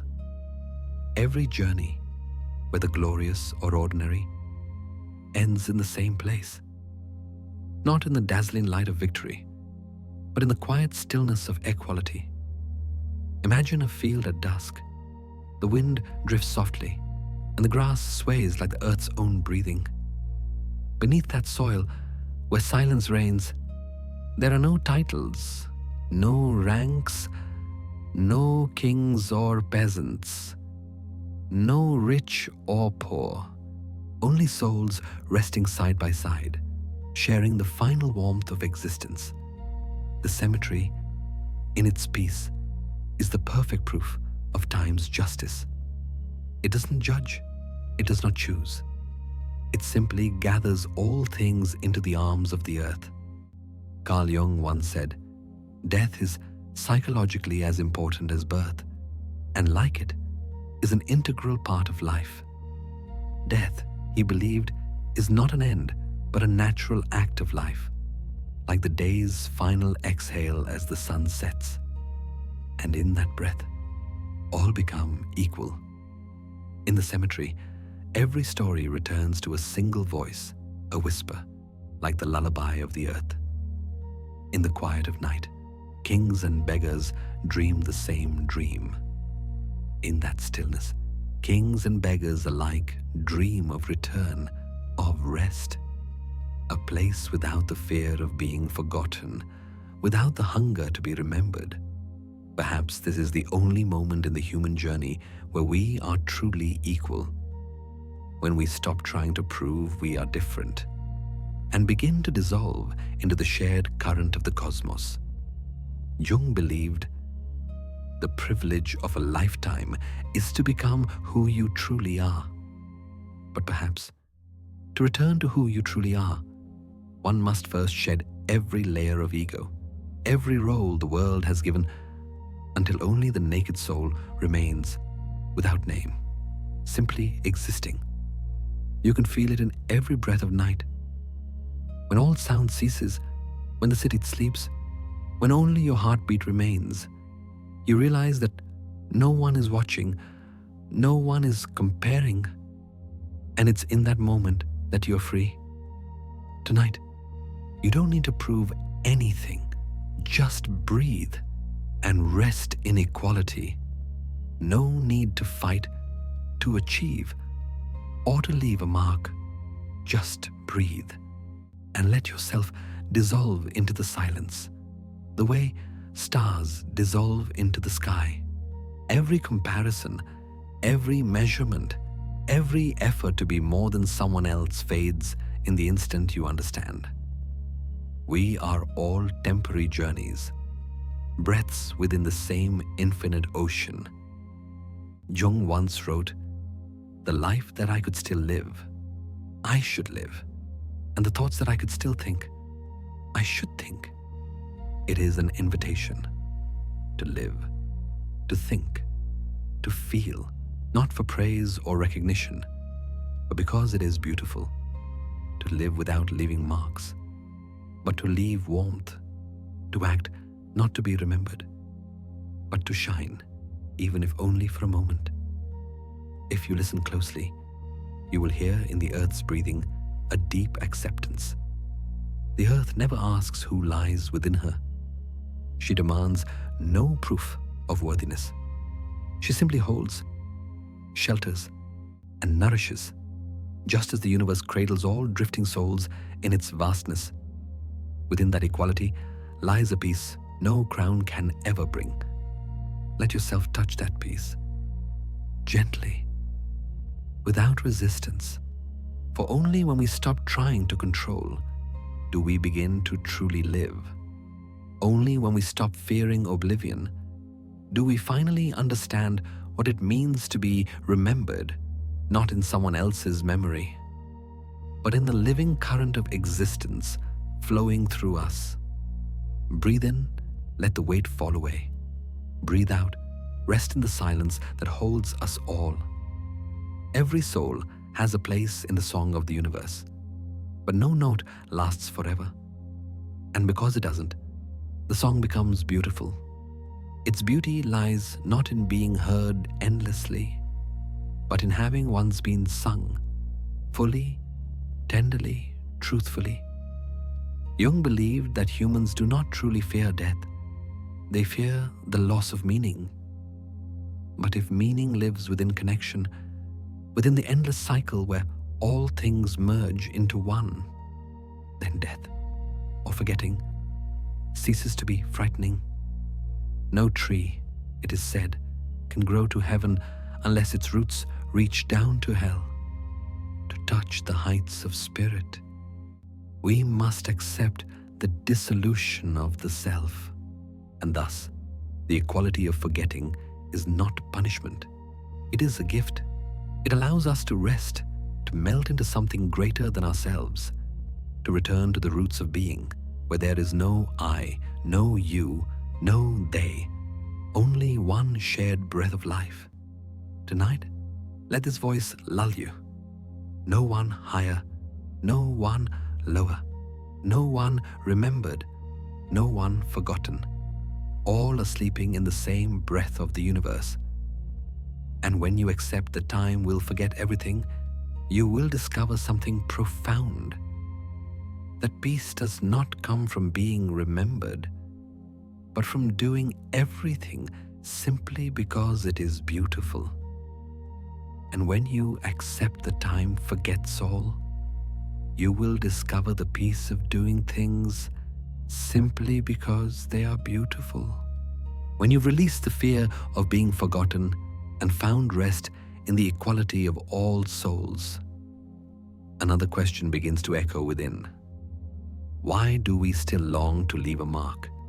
Why, in this vast and impermanent universe, do we still crave proof that we once existed? Perhaps it is the deepest instinct of the ego, the fear of dissolving not only from the world, but from the memory of humankind itself. Have you ever felt the need to be remembered, to leave a trace that says, I was here? That question, when spoken aloud, sounds like a soft sigh of the human spirit. Since ancient times, we have carved our names into stone, built pyramids, erected statues, written books, painted canvases, all to tell time. Remember me? Yet the irony is this: in striving so hard to be remembered, we forget how to truly live. Carl Jung once said, people will do anything, no matter how absurd, to avoid facing their own souls. We spend our lives chasing external recognition, simply to avoid facing the emptiness within. Like a sculptor chiseling endlessly at stone, obsessed with shaping perfection, yet never looking up at the sky, where clouds shift every second, where beauty exists freely, without needing to be preserved. The modern world has only deepened this illusion. Every photo, every post, every follower count all become proof of existence. Yet the more we are seen, the less we truly see ourselves. We exist in the memories of others, but vanish from the present of our own lives. Jung called this the hunger of the ego, the endless appetite for visibility, validation, and praise. But the more we feed it, the weaker the soul becomes. He once wrote, "There is no coming to consciousness without pain. There can be no awakening without the pain of releasing the illusion that we must be remembered." Maybe the world doesn't need your mark. It only needs your presence. That truth drifts like a cool breeze on a summer afternoon. Simple, yet awakening. Perhaps the world does not need more statues, more signatures, more names etched into history. Perhaps it only needs you, fully present, sincere, and alive in this very moment. Imagine an artist playing a violin in an empty room, no audience, no lights. His music is not recorded, not preserved. Yet in that instant, his art is most real, not for anyone, not to anyone, just a pure communion between his breath, his hands, and the air. That is the freedom Jung spoke of, to act not for reward, but for the soul's simple joy of being alive. The creation of something new is not accomplished by the intellect, but by the play instinct acting from inner necessity. Jung, creation, he said, comes not from intellect, but from the playful instinct of the soul. When you do something purely out of love for it, you are living truthfully. When you smile for no reason but joy, you are touching the deepest layer of spiritual freedom. Yet most people are afraid to live this way. They fear that without witnesses, their lives will lose meaning. They fear that without leaving a trace, their existence will vanish. But as Jung reminded us, the meaning of life is to be alive. It is so plain and so obvious and so simple. The meaning of life lies in being alive. It needs no validation. It needs no permanence. You can see this truth in nature when nothing signs its name. Flowers bloom, then fade. Rivers flow, then merge into the sea. No one remembers each petal, each drop of water, and yet they are free precisely because of that. Freedom is not being remembered. Freedom is existing fully within the moment of life itself. Perhaps what torments humanity is not death, but the obsession with being remembered. Yet, as Jung said, what you resist persists. The more we fear being forgotten, the more we lose ourselves in that fear. But when we accept forgetting as part of the dance, we find the serenity of one who no longer needs to prove anything. So relax your shoulders, close your eyes, take a deep breath. Feel this breath. It will not be recorded anywhere, yet it is real. It exists completely, right now, and because of that, it is enough. The ego wants to carve its name in stone. The soul only wants to touch the wind. One will fade, but the other will be free. Jung once wrote, "The most terrifying thing is to accept oneself completely, to accept yourself without fame, without role, without pretense, is the most terrifying act. But it is also the beginning of peace." So tonight, if you still carry the longing to be remembered, let it drift away like smoke. Remember, the world doesn't need your mark. It only needs your presence, sincere, whole, here, now. And perhaps when you stop trying to be remembered, you will finally begin to be felt. Because the most beautiful thing you can leave behind is not a name, but a moment of truth. Maybe the world doesn't need your mark. It only needs your presence. And when you truly understand this, you will see that you were never forgotten. Because every breath you take, however small, merges into the breath of the universe. And within that breath, you are still living, still existing, still remembered in the purest way a soul can be. When you've seen through the illusion of being remembered, you begin to touch a deeper truth. That real happiness is not found in being mentioned after you are gone, but in living fully while you are still here. Yet this, for the modern human, is the hardest thing to do. Each day, we are pulled into an infinite hall of mirrors, where everyone is reflecting a brighter, more successful, more joyful version of themselves. Social media has become a stage, and the audience is the fragile part within us, the part that wants to be loved, recognized, seen. We live in an age where now has been distorted into someday. Someday when I get more likes. Someday when I am admired enough. Someday when I become someone worth remembering.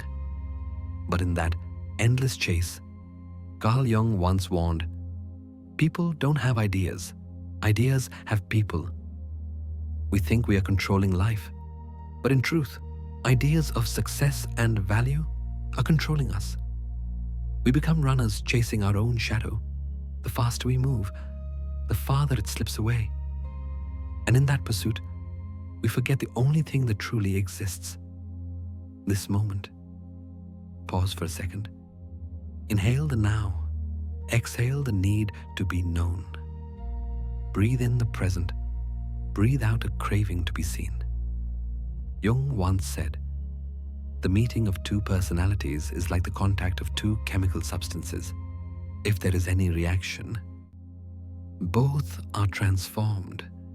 Oh, the meeting of two souls transforms them both, but only when they are truly present. Not me trying to impress, but me simply being here. When you look at someone with your full attention, when you listen to a song without thinking about recording it, when you cook a meal just to taste that moment, that is the truth of being alive. You don't need to be eternal to be meaningful, because meaning is not measured by the length of time, but by the depth of awareness. A flower that blooms for only a few hours can be more beautiful than a statue that stands for millennia, because it knows how to live completely in the brief moment it is given. Modern life teaches us that value lies in extension, prolonging youth, prolonging fame, prolonging achievement. But Jung once wrote, there is no birth of consciousness without pain. We awaken only when we dare to face the truth. Everything is temporary. And it is this very impermanence that makes each moment precious. You can see it in sunsets. No one demands the sun to shine forever to be beautiful. It only needs to exist, radiant, sincere, for a fleeting instant before it disappears. So too with us. When we stop living as performers for an imaginary audience, we begin to live like children, curious, innocent, and free. Children do not need to be remembered. They just need to laugh, to play, to be. That is why Jung believed the freest soul is the one who knows how to play, to find joy in every breath of life. Perhaps you have felt the pressure to do something great, to write a book, to succeed, to leave a legacy. But if meaning lies within the very act of living, then that striving only takes you farther from what is already here. Breathe in. This moment, feel the air filling your lungs, the rhythm of your heart tapping softly in your chest. This right now is your proof of existence. You need nothing else. Carl Jung once wrote, the privilege of a lifetime is to become who you truly are and to become yourself. You don't need to construct an image or carve your name into history. You only need the courage to be present, completely, moment by moment. The world outside will remain loud. There will always be people who achieve more, go farther, receive louder applause. But remember, applause is a momentary wind. It rises, then fades. The peace you find in presence, however, it stays. It lives in your breath, in your skin, in your heartbeat, in the smallest drop of awareness no one can take away. Jung once said, wholeness is not achieved by cutting off a portion of one's being, but by integration of the contraries. Wholeness does not come from rejecting what is imperfect, but from embracing everything, past, present, and the unknown to come. And in that embrace, this moment becomes eternal. Perhaps the most beautiful thing you can do for yourself is not to be remembered, but to truly live. Not to leave behind a story, but to feel every chapter of your life, no matter how short, no matter how dim, no matter how ordinary. Inhale the now, exhale the need to be known. Breathe in life, breathe out expectation. Tonight, let everything go, even the desire to prove that you matter, because the moment you stop trying to be someone, you already are. And perhaps that is the gentlest message Jung ever left the world. Happiness is not in being recognized, but in being present, present in your breath, in this moment, in this silence where time stands still and the soul finally rests. When you've learned to stop chasing your own shadow and have accepted that the present is enough, something miraculous begins to bloom, a quiet form of freedom. It doesn't come from success, fame, or recognition, but from the simple act of being alive. It is a joy that is pure, modest, and profound. The joy of a life lived fully, yet without a name. There is an old story Jung once shared in one of his lectures about an old gardener who lived on the outskirts of Zurich.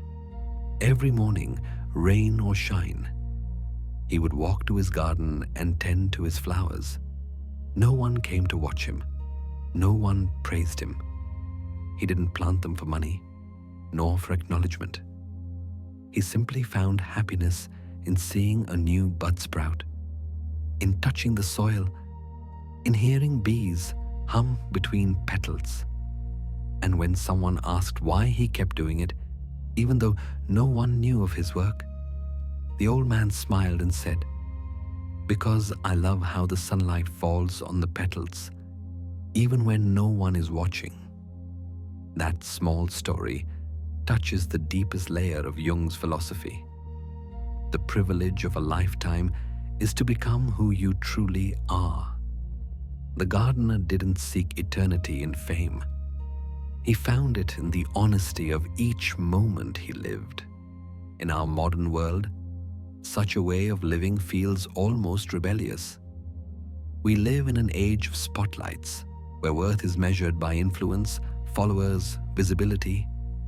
But Jung warned, the persona is that which in reality one is not, but which oneself, as well as others, think one is.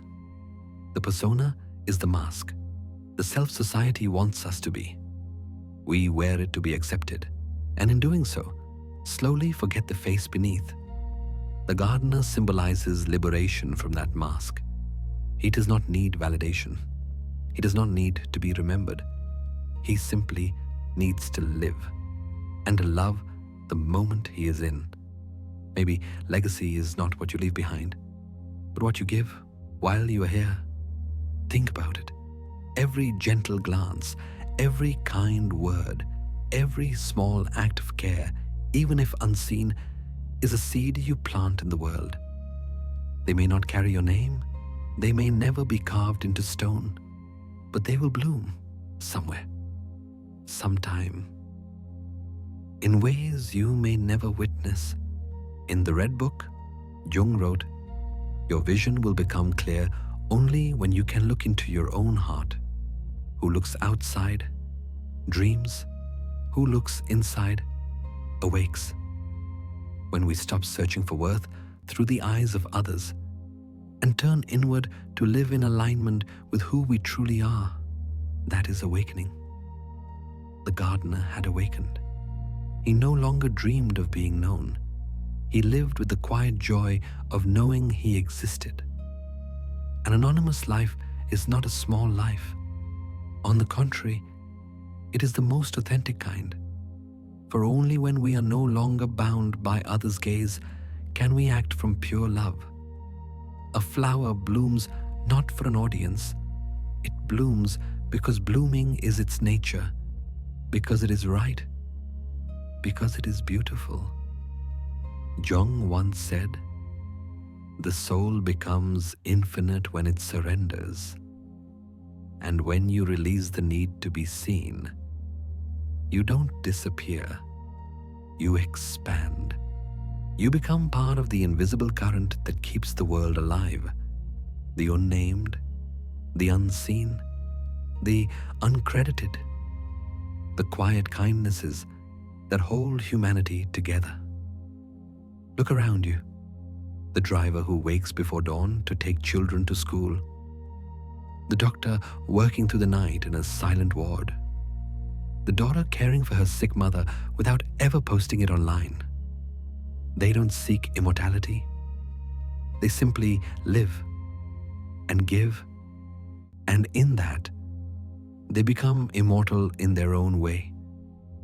You don't need to be eternal to be meaningful. The true meaning of a life does not come from being remembered, but from living deeply enough that a part of you, your kindness, your love, your calm, continues to ripple outward long after your name is forgotten. Imagine yourself as that gardener. Morning breaks. The sun is not yet high. Dew clings to the leaves. Your hands touch the soil. No applause, no audience, only breath, light, and bird song in the distance. In that moment, you do not need to be someone. You simply need to be. Jung once said, "Solitude is for me a fount of healing which makes my life worth living." In that solitude, the gardener, and perhaps you, finds the soul that was once forgotten. So let your life bloom like that garden, without spectators, without recognition, only with love. Because in every small act of goodness you give, something eternal is written into the world, not in name, but in energy. And when you understand that anonymity is not disappearance, but expansion, you will feel a strange peace, a quiet rhythm flowing beneath everything, like the underground water that nourishes an entire forest without ever being seen. And when you release the need to be remembered, you begin to feel something timeless, the quiet continuity of life itself. And in that moment, you are no longer an individual trying to leave a mark. You become part of the nameless, eternal stream, where all souls merge, where existence no longer needs to be known to be meaningful. That is the joy of anonymous living, simple, complete, and free. When you've learned to live anonymously and found peace in not needing to be remembered, another door begins to open, the door of continuation. There, you begin to understand, even when something seems to end, it never truly disappears. Life does not move in straight lines, but in circles. Everything that falls away is simply finding a new form of return. When a leaf falls, it doesn't die. It becomes soil, and then the seed of another tree. A falling leaf is not an ending, but a promise of renewal. It dissolves into the earth, nourishes the roots, and one day becomes a leaf again. The life of a leaf is the most beautiful metaphor for the human soul, constantly transforming, constantly returning, never truly gone. Carl Jung once wrote, "There is no coming to consciousness without pain." Awakening cannot happen without passing through the pain of loss. Only when we allow the old to dissolve can we see how the universe regenerates itself from its own ashes. Look at nature. Water becomes vapor. Vapor becomes cloud, and then rain. A flame dies, but its warmth lingers in the air. The sun sets, but its light remains painted across the horizon. In every small transition, the universe whispers its eternal message. Nothing ever truly ends. In the Red Book, Jung wrote, "Life is a process of becoming, not a state of being. Life is not a static state. It is a continuous unfolding. We are never fixed entities. We are the ongoing expression of countless moments, each birthing a new version of ourselves. When you breathe, you are changing form without realizing it. Breathe. Your body is the universe rearranging itself to remember you differently. Inhale, and you draw in air once released by a star billions of years ago. Exhale, and your breath becomes part of someone else's future life." Jung called this the collective unconscious, a shared psychic field where all life overlaps. Your energy is never isolated from the whole. When you leave, the world doesn't lose a piece of itself. It simply reshapes to carry you in another form. Energy cannot be created or destroyed. It can only be changed from one form to another. Albert Einstein. Jung resonated deeply with this principle, believing that the soul too behaves like energy, not destroyed, only transformed. Imagine standing at the shore, watching waves collapse into the sand. Each wave disappears, yet the ocean remains. Human life is the same. Every name, every story eventually fades, but the essence of life keeps flowing. Jung once said, "As far as we can discern, the sole purpose of human existence is to kindle a light in the darkness of mere being. If our purpose is to light a flame in the dark, that flame does not vanish when its bearer departs. It continues in others, in memories, in energy, in the echoes of our actions. You don't need to believe in reincarnation to see this. Just look at the natural rhythm of life. Our bodies return to the earth feeds the trees bear fruit, the fruit nourishes another being. We never disappear, we only return in gentler, subtler forms." That's a lesser-known line from Jung that holds the key to this truth. Death is psychologically as important as birth, and like it, is an integral part of life. Death is not the opposite of life. It is its necessary half, like night to day, like exhale to inhale. When we understand this, we stop fearing endings, because we know that every ending is simply a doorway into a new form of life. Think of the people you've loved who are no longer here. They live on, in your gestures, in your laughter, in the lessons you carry from them. They have not vanished.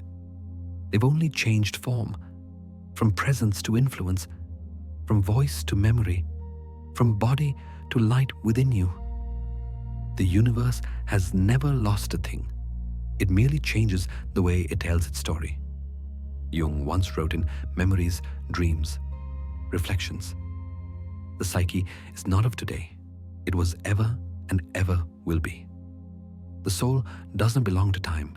It is ancient and ongoing. When you listen closely to yourself, you can hear the echoes of those who came before, their dreams, their fears, their faiths, all flowing through you. You are not separate from them. You are the continuation of their unfinished sentences. A river bending through new landscapes, but carrying the same water. When you begin to sense that rhythm, separation dissolves. You realize you are not only you. You are the breath of forests, the heartbeat of the sea, the dust of stars that exploded long before your birth. And when you truly feel this, fear melts away. death, distance, change, they lose their sting. They are simply movements in the grand symphony of existence. So tonight, breathe deeply. Feel life flowing through you, not still, not static, but constantly reborn. Each cell within you dies and is renewed. Each thought fades and makes space for the next. You need do nothing to make this happen. It is the nature of life itself. Nothing ever truly ends. Nothing is lost. You are only changing form in a universe that is remembering itself through you.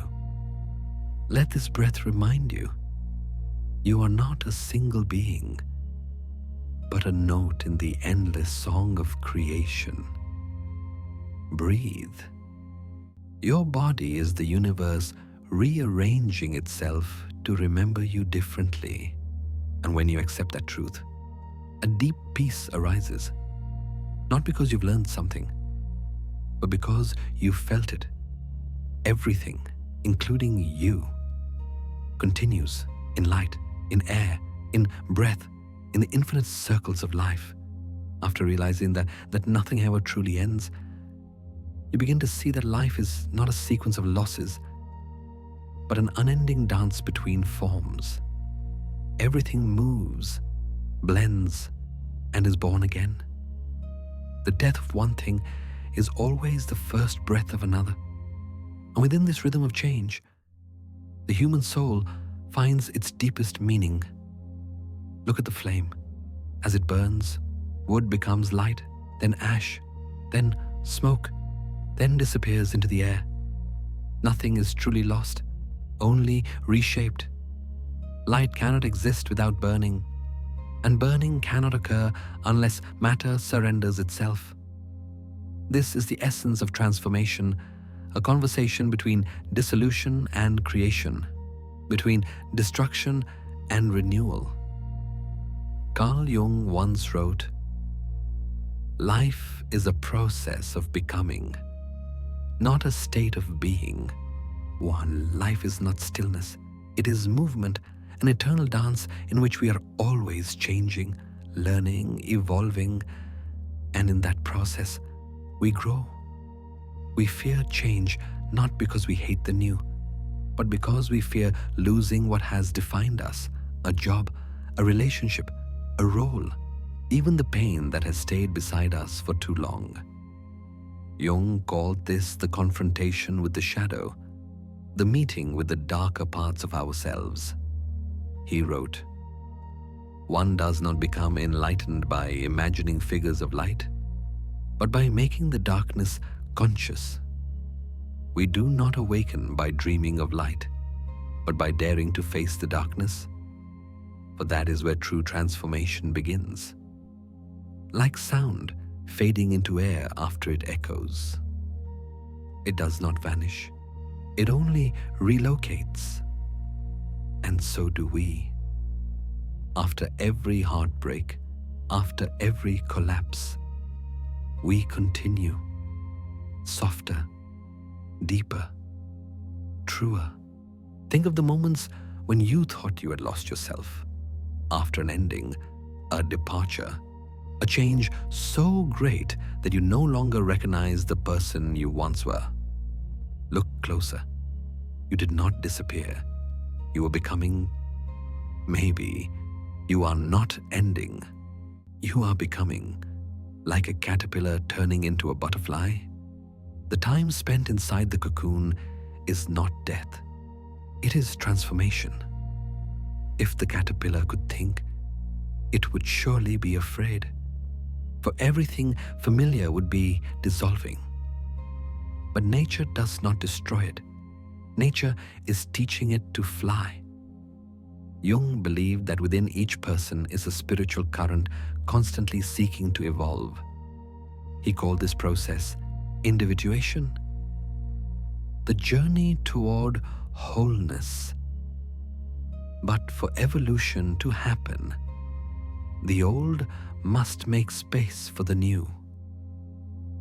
The old must die before the new can be born. So instead of asking, What am I losing? Try asking, what is being born in me? That is the question of someone who no longer fears change, but learns to dance with it. Like music, life has its rhythm, crescendos, rests, and silences. If you try to hold on to one single note, the song cannot continue. We must let each sound arrive and depart, allowing the entire symphony to unfold. In memories, dreams, reflections, Jung wrote, "The afternoon of life must also have its own significance and cannot merely be a pitiful appendage to life's morning." Every stage of life carries meaning. Youth is not better than age. Beginnings are not more precious than endings. Each is simply another movement in the same dance.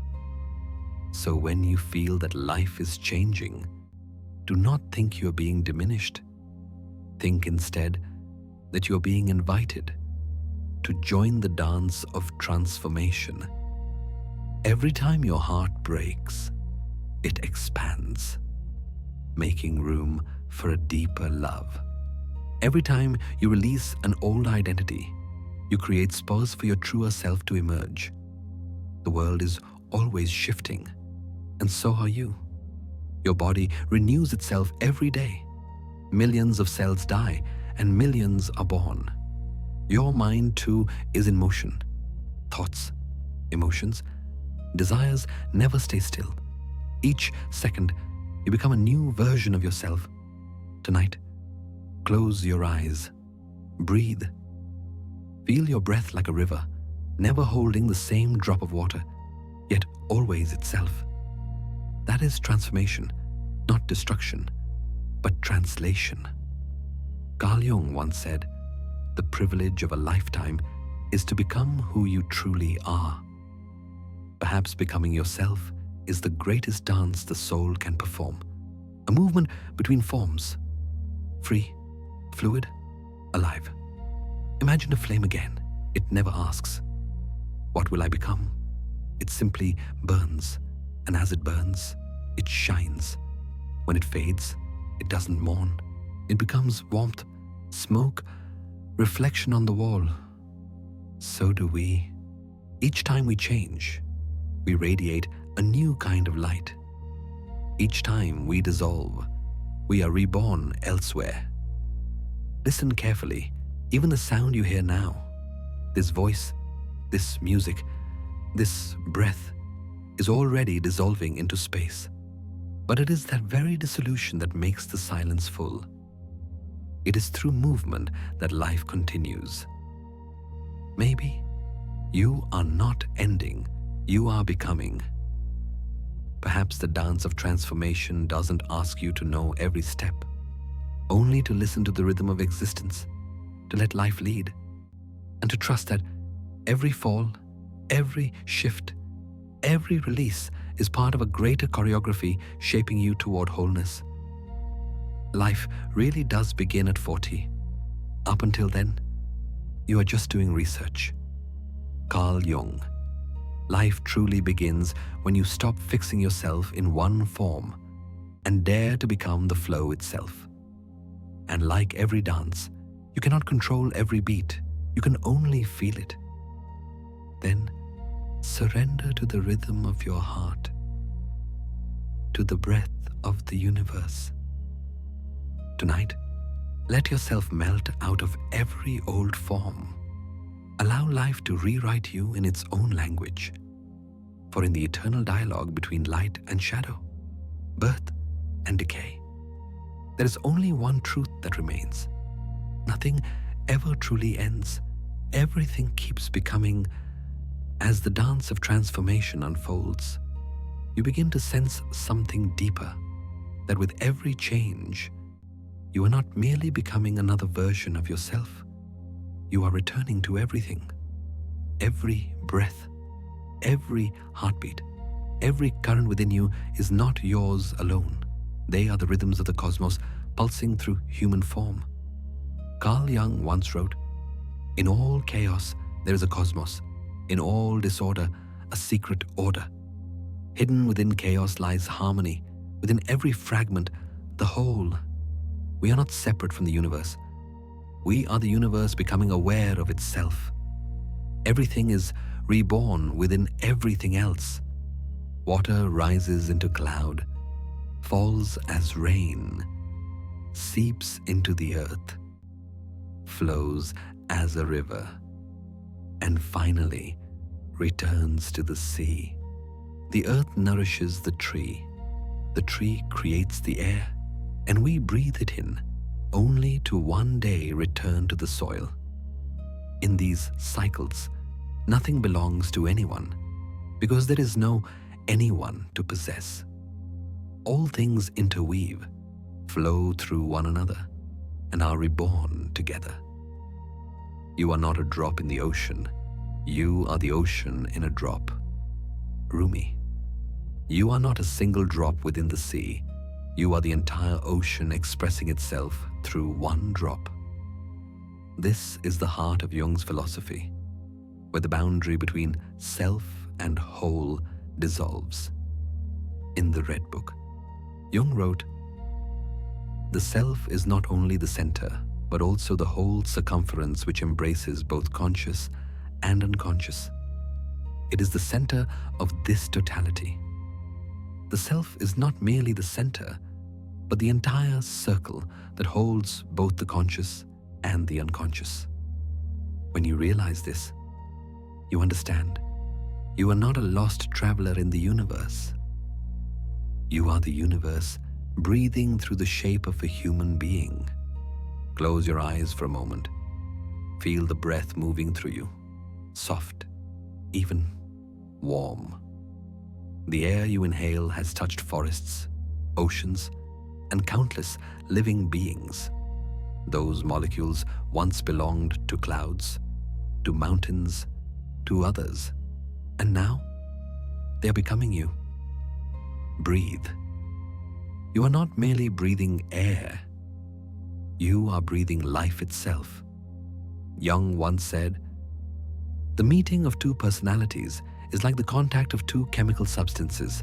If there's any reaction, both are transformed." Every encounter is not just between people, but between you and the universe. Each moment you live, every time you touch the world, both you and it are changed. You dissolve a part of yourself into the cosmos, and the cosmos leaves a part of itself within you. Life, then, is not something outside you to be reached. It is happening through you, as you. Every movement, every thought, every emotion, all are the universe becoming conscious of itself in your form. Imagine yourself as a wave upon the ocean. The wave has no separate existence, yet it is never lost within the sea. It is the sea simply in motion. When the wave dissolves, the ocean remains. When you change, your essence remains, always part of the great unfolding whole. In Jungian philosophy, this is the state of self-realization, the union between the conscious and the unconscious, between the individual and the total. In reaching it, you no longer seek meaning outside yourself, for existence itself becomes the meaning. The privilege of a lifetime is to become who you truly are. And who you truly are is not a solitary being, but a fragment of cosmic awareness, awakening to itself. Feel it through your breath. Inhale. You are the sky breathing through clouds. Exhale. You are the sea returning to itself. Life doesn't require you to earn your place in existence. Your being here is already enough. Jung wrote, "Wholeness is not achieved by cutting off a portion of one's being, but by integration. Wholeness is not perfection, it is inclusion. To become whole, you need not erase your flaws or silence your shadows. You need only embrace them, but they too belong to the unity that you are. The outer world divides everything into opposites. good and bad, beauty and ugliness, light and dark. But in the depths of the soul, there are no opposites, only balance, like day and night. They do not fight. They take turns, sustaining life together. And when you truly understand this, fear dissolves. You no longer need to control. You simply listen to the rhythm of your heart, your breath, the world pulsing alongside you. Everything that once frightened you, time, change, death, merges into a single realization. You are not going anywhere. You have never been separate from your source. You have never been lost. You are always returning to the whole that has held you all along. And then peace arises. You no longer have to seek serenity, for you are serenity itself. Peace is not outside you. It is your essence, the slow breath of the universe moving through every cell. Let tonight be a gentle invitation. Sleep now as the universe breathes through you. In that stillness, you are no longer the seeker. You are the sought. You are no longer the drop. You are the ocean within the drop. You are home in everything. Home in the breath, in the wind, in the earth, in the light, in the quiet of sleep, and in that silence. The universe whispers through you. There is no beginning. There is no end, only the rhythm of becoming. Amid the stillness where the soul has merged with the universe, a gentle truth begins to unfold. Eternity is not hidden in some distant future, nor buried in a vanished past. It exists here, in this single moment. One breath, if listened to with enough stillness, can hold the entire infinite. There is only now, and it is enough. There is nothing beyond the present, and that is enough. This is not merely a reminder, it is an awakening. For all our lives, we have chased someday and once upon a time, forgetting that the only thing that has ever truly existed is now. Imagine a droplet of dew resting on a leaf, catching the first light of dawn. In that brief instant, the universe gathers within its fragile curve. Light, water, air, and time converging in one shimmer of being. The droplet does not live long, yet in its fleeting presence, it holds the whole sky. Carl Jung once wrote, "Who looks outside, dreams. Who looks inside, awakes. The one who looks outward dreams. The one who looks inward awakens." The present moment opens only to those who pause long enough to gaze inward, to where time no longer flows, and the pulse of raw existence can be felt moving through the veins of the soul. Modern life teaches us that meaning lies in later, after success, after recognition, after abundance. But Jung saw that happiness is not the prize of the future. It is the state of a mind that is fully present. He wrote, "The greatest and most important problems of life are all fundamentally insoluble. They can never be solved, but only outgrown. The great problems of life cannot be solved. They can only be outgrown. And to outgrow them, we must awaken, not by grasping for control, but by simply allowing things to be what they are. Right here, right now. Take a deep breath. Right here, right now. This breath is eternity touching you.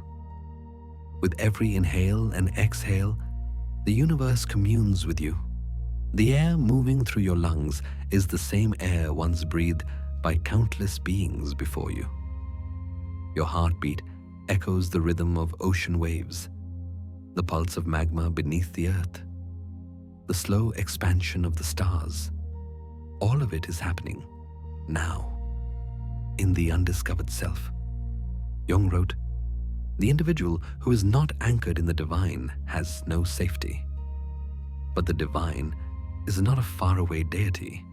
It is the present moment itself, where soul and cosmos meet. When you live wholly in the present, time loses its teeth. The past becomes memory, the future, imagination. The present, though brief, is the only thing that is real. It does not need to last forever to matter, just as a piece of music need not be endless to be beautiful. It only needs to play the right note at the right time. Look at the light spilling through your window. It does not wait to be seen. Yet when you finally notice it, the world suddenly becomes luminous. That instant, the moment you realize you are alive, is the meeting point between the human and the eternal. Jung called this the numinous moment, the sacred instant when we touch the infinite within ourselves. He wrote, "The feeling of the numinous is the beginning of wisdom. To feel the sacredness of now, that is the beginning of true wisdom. When we truly pause, when we look closely at a flower, a droplet, or a breath, we see that even the smallest things are vibrating with life. 1 second of awareness can hold more existence than an entire lifetime spent in confusion. Remember, eternity is not the length of time, but the depth of a moment. 1 minute lived in peace can contain more life than 10 years lived in fear. Like the dew dissolving beneath the morning sun, it does not mourn its fading. In its vanishing, it joins the air, becomes warmth, becomes cloud, becomes life continuing elsewhere. Perhaps that is the most beautiful form of existence, to dissolve into everything, in memories, dreams, reflections." Jung wrote, "Time is a child playing, moving pieces on a board. The kingdom belongs to the child. Time is a child at play, and the kingdom belongs to the child. Only when we abandon calculation and return to innocence can we step into the realm of the present, where time has no dominion. If there is any place where a human being becomes eternal, it is the moment they become aware of living, not because they have conquered time, but because they have stopped letting it pass them by. Right here, right now, this breath is eternity touching you. Listen to the sounds around you.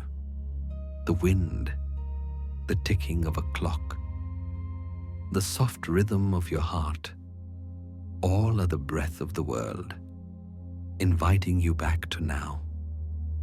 No need to plan for tomorrow. No need to grieve for yesterday. This moment alone is real, and it is enough for you to feel that you are alive, that you exist, that you belong to the whole. Perhaps in the instant you release every worry and simply listen to your own breathing, you will understand. Eternity was never out there. It has always been within you, in this breath, in this droplet, in this light brushing against your eyelids. And as Jung once wrote, eternity is now. Not in tomorrow, not after we understand everything, but now. Inhale, exhale, feel the weight of a single moment and realize it holds the universe. In the moment, you realize that eternity lives here and now. Something else begins to unfold, the silence between two heartbeats. It is not an empty void, but a resting place for the soul. Amid all motion, there is always a pause, so small that we rarely notice it. Yet, within it, peace resides. The rhythm of modern life seems forever set to run.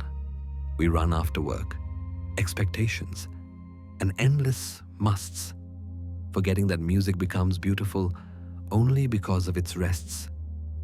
A symphony cannot be made of sound alone, just as a life cannot be made of action alone. Carl Jung once said, "Wholeness is not achieved by adding, but by allowing." Wholeness is not something we build, it is something we allow. Allow silence to slip between the noise. Allow yourself to exist without striving to become anyone at all. Notice your breath. Between every inhale and exhale lies a brief stillness, a moment when the world seems to stop. Air neither enters nor leaves, yet you are still alive, still whole. That pause is proof that life does not exist only in motion, but also in rest. Jung wrote, "In all chaos there is a cosmos, in all disorder, a secret order." Even in movement, there is a hidden symmetry. Your heart, though it never ceases to beat, pauses ever so slightly between each contraction. And it is those pauses that give rhythm to life. Without them, the song of existence would collapse into endless noise. Imagine listening to a piano piece. The notes rise, shimmer, and fade. It is in the silence after each key that beauty breathes. The pause is not the absence of sound. It is the space that allows sound to live. So it is with you. If you fill every empty space with action, talk, or thought, you steal from yourself the chance to breathe. Perhaps peace does not come from what you do, but from daring not to do anything at all. Maybe peace is not in doing, it's in being. Think of your day. Morning begins with screens lighting up. Noon brings deadlines and messages. By night, your mind still hums with voices. Yet somewhere, amid it all, perhaps when you gaze out a window or sigh after a long day, there is a small pause. That is the pause between heartbeats. The moment when you stop striving and simply exist. In Modern Man in Search of a Soul, Jung wrote, "The privilege of a lifetime is to become who you truly are. But to become yourself, you need silence, space enough to hear the voice within. That voice does not speak in noise, it rises only in quiet." The world teaches us that silence means stopping, unproductivity, even uselessness. But for Jung, silence was the condition through which the unconscious could speak. He wrote, "The soul speaks in images, not in words. The soul does not use language, it dreams in symbols, and to see those symbols, the sky of the mind must first clear of noise.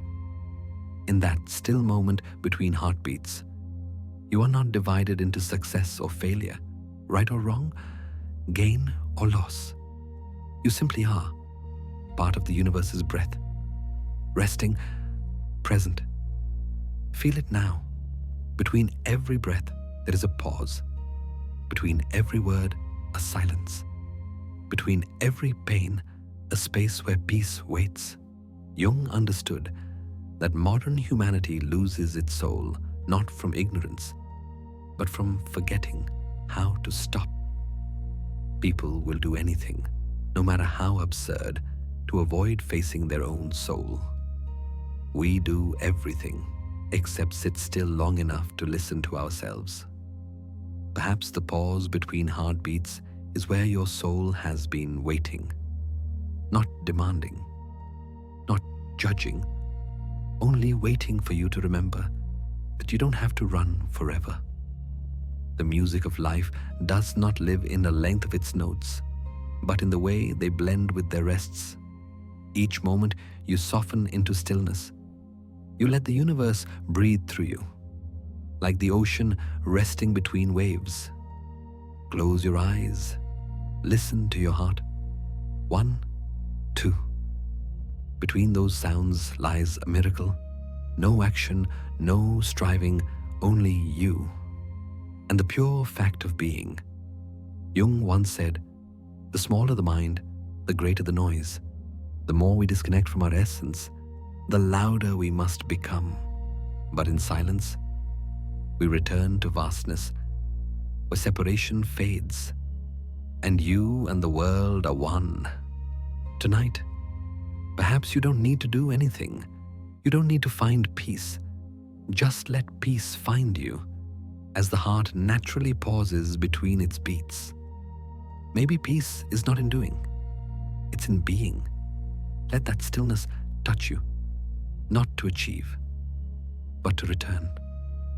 In that pause, life continues, gently, completely, without noise. And within that rest, you may finally hear what the hurried world forgot long ago. That sometimes, simply stopping is enough to live. After the pauses between heartbeats, the world begins to dissolve into a gentle flow. There is no more sound, no more movement, only the steady rhythm of existence. And there, in the small space between inhale and exhale, the soul finds its place of rest.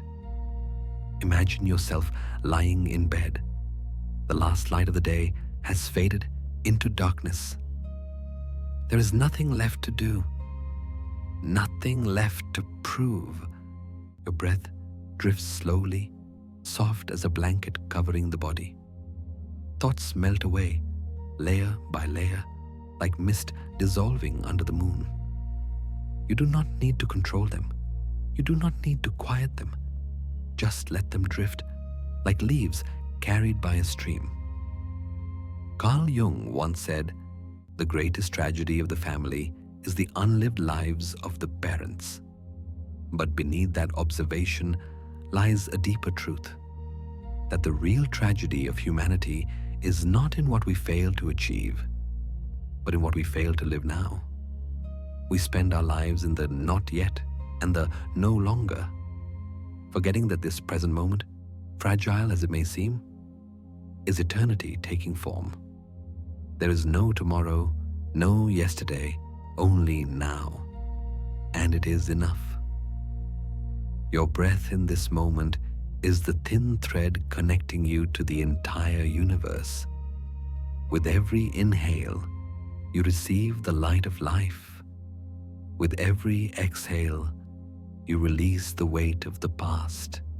In that rhythm, you merge into an infinite current, no longer you and the world, but one consciousness breathing as both.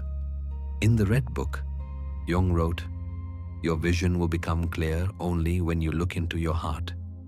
Who looks outside dreams, who looks inside awakes. The one who looks outward dreams, the one who looks inward awakens."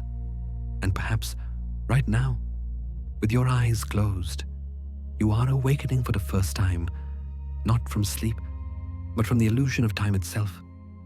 Time was never the enemy. It is only a river that humans tried to measure, divide, and then feared as it flowed. Yet in the depth of the present, there is no river, only the still ocean. Here, all memories, all plans, all versions of I dissolve together. There is no beginning, no ending, only pure being. Time does not change us, it just unfolds us. Jung believed that time doesn't transform us, it simply opens what has always been within. And in this pause, when you stop running, you begin to feel that unfolding, soft and quiet, like a flower blooming at night. Let your mind rest in this moment. No need to think about unfinished things. No need to worry about tomorrow. The sun never worries whether it will rise. It simply appears. The river never fears running dry. It simply flows, and by flowing, it endures. Happiness does not come from trying to hold time still, but from allowing time to dissolve within you, like wind through your hair, like light across your eyelids. In memories, dreams, reflections, Jung wrote, We cannot change anything unless we accept it. Nothing can change until we accept it. Likewise, we cannot live truly in the present if we keep resisting it. Accept this night exactly as it is. Do not make it a peaceful night or a holy night or a night of awakening. Let it simply be a night, and you, someone breathing within it.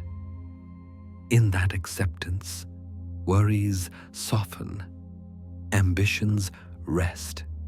What remains is only the slow pulse of life, unhurried, unexpecting, simply existing. Let your heartbeat become the soundtrack of sleep. Let each breath be a quiet thank you. Let your body grow heavy. Your thoughts drift light. You do not have to resist the current. You are the current. In The Undiscovered Self, Jung wrote, "The pendulum of the mind oscillates between sense and nonsense, not between right and wrong." The mind doesn't swing between right and wrong, but between meaning and meaninglessness. Yet, in the present, nothing is meaningless. For as long as you are alive and aware, everything carries the significance of being. There is no tomorrow, no yesterday, only now, and it is enough. Let these words be the pillow for your mind tonight. You do not need to reach for eternity.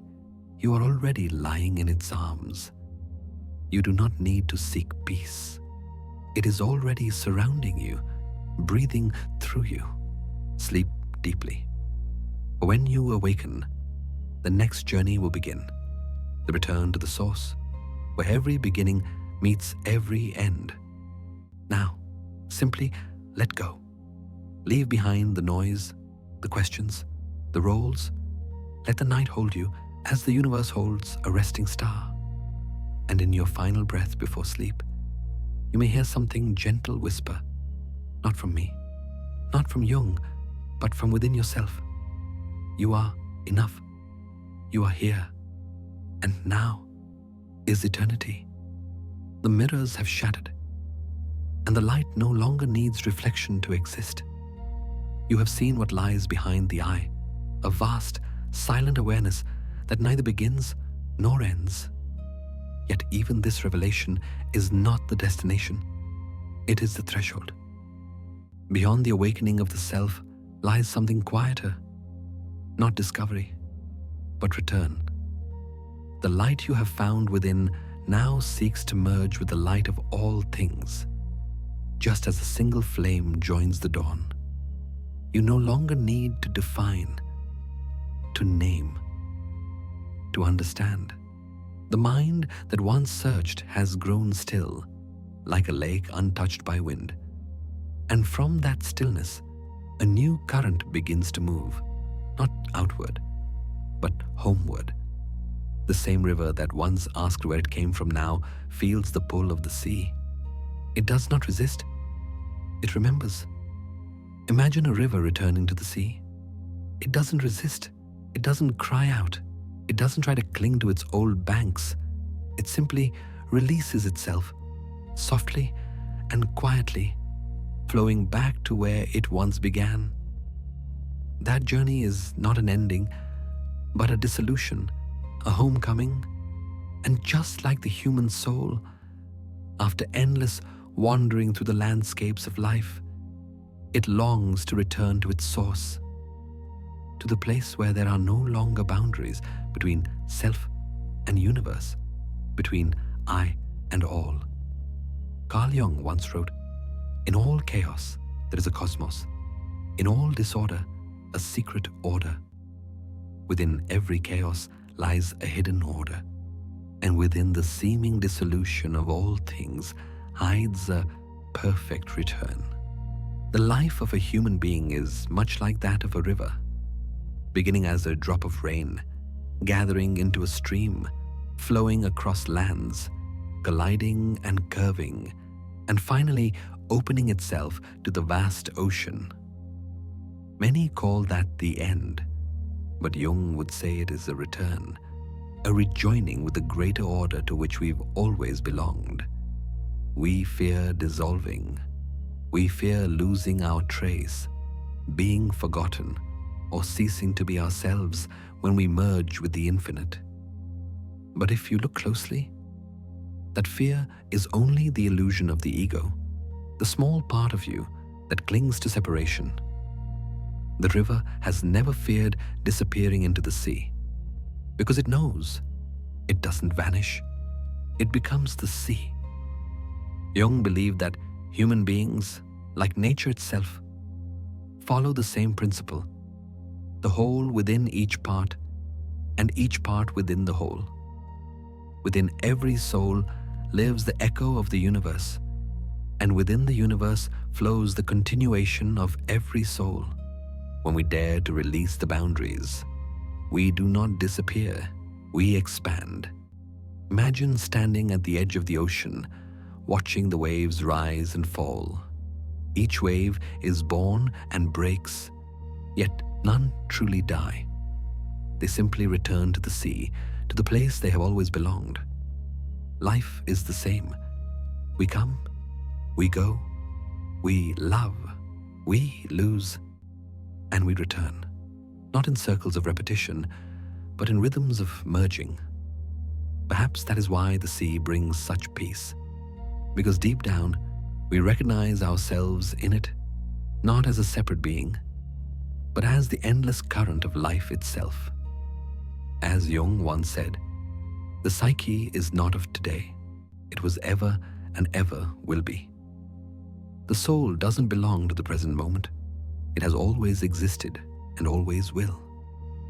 We need not fear being forgotten, for in forgetting, we are remembered more deeply, not by name, but by essence. When a person departs, they do not truly vanish. They become wind, light, memory, the breath of another. They return to the cycle of life, like water rising as vapor, then falling again as rain. Each drop, each breath is a reminder that nothing truly leaves us. Jung spoke of the collective unconscious, that deep realm of the human spirit where all souls meet. In that space, there is no separation.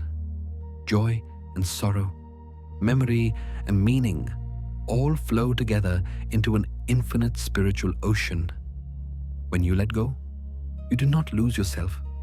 You simply return to that ocean, to the vastness that has never been apart from you. Perhaps that is why those who have found peace carry a quiet light in their eyes. They no longer fear loss because they understand there is nothing to lose. Every time we dissolve in deep sleep, in a silent pause, or in the final death, it is simply another journey home. To be forgotten is to return to the ocean from which you arose. To be forgotten is not an ending. It is a return to the source of all souls. Close your eyes for a moment. Feel your heartbeat slow, your breath merging with the air around you. Every cell in your body was once stardust, once ocean water, once light in the great expanse. You are not alone. You are part of something far greater than the mind can comprehend. Sometimes peace does not come from seeking more, but from daring to let go. When the river stops resisting, it finds the sea. When a person stops clinging to the self, they find the universe within. And tonight, amid the wind and the stillness, perhaps you're standing at the threshold between river and sea, between the self and the whole. You don't need to hurry. You don't need to understand. Just breathe. Let yourself drift gently, slowly, quietly, like water returning to its source. Because in the moment you surrender to the flow, you will see. You were never apart from it. You were never lost. You have only been coming home. In all chaos, there is a cosmos. In all disorder, a secret order. And within the seeming chaos of life itself, there is a serene order guiding you, not forward, not backward, but inward, into the ocean at the center of your being. Let tonight be the night you no longer resist anything. No need to hold on, no need to strive. Imagine yourself as water, soft, silent, dissolving into the breath of the sea. Because sometimes, peace is not in existing, but in becoming one. And when you know how to merge, you have already found your way home, in the vastness of the ocean, where wind and waves know no borders. The river has ceased to be itself. It has no name, no form, no distinction between this is me and that is the sea. And yet, in its dissolution, it is not lost. It returns. Carl Jung once wrote, "In all chaos there is a cosmos. In all disorder, a secret order. There is a hidden harmony even in the very moment we seem to disappear. Merging is not a loss. It is the journey inward, toward the essence of what we are, where every boundary is but an illusion built from the fear of isolation. Like the river, human beings live within their own banks, identity, roles, relationships, memories, the things we call me. At first, these roles help us find our shape in the world, but over time, they become the very walls that confine us. We fear letting them go, believing that without them, we will be empty. But Jung once said, "The self is not something one finds, it is something one creates." The self is not discovered, it is continuously created, meaning it was never fixed, and thus can never truly be lost. Look closely at your own life. How many times have you clung to a title? The dutiful child, the successful person, the one who once loved someone until you forgot who you were beyond those labels. Relationships, status, memories, all are mirrors. But no mirror can ever capture the true face of the soul. Like a drop of water fearing that it will disappear when it meets the sea. Only when it dissolves does it realize it has been the sea all along.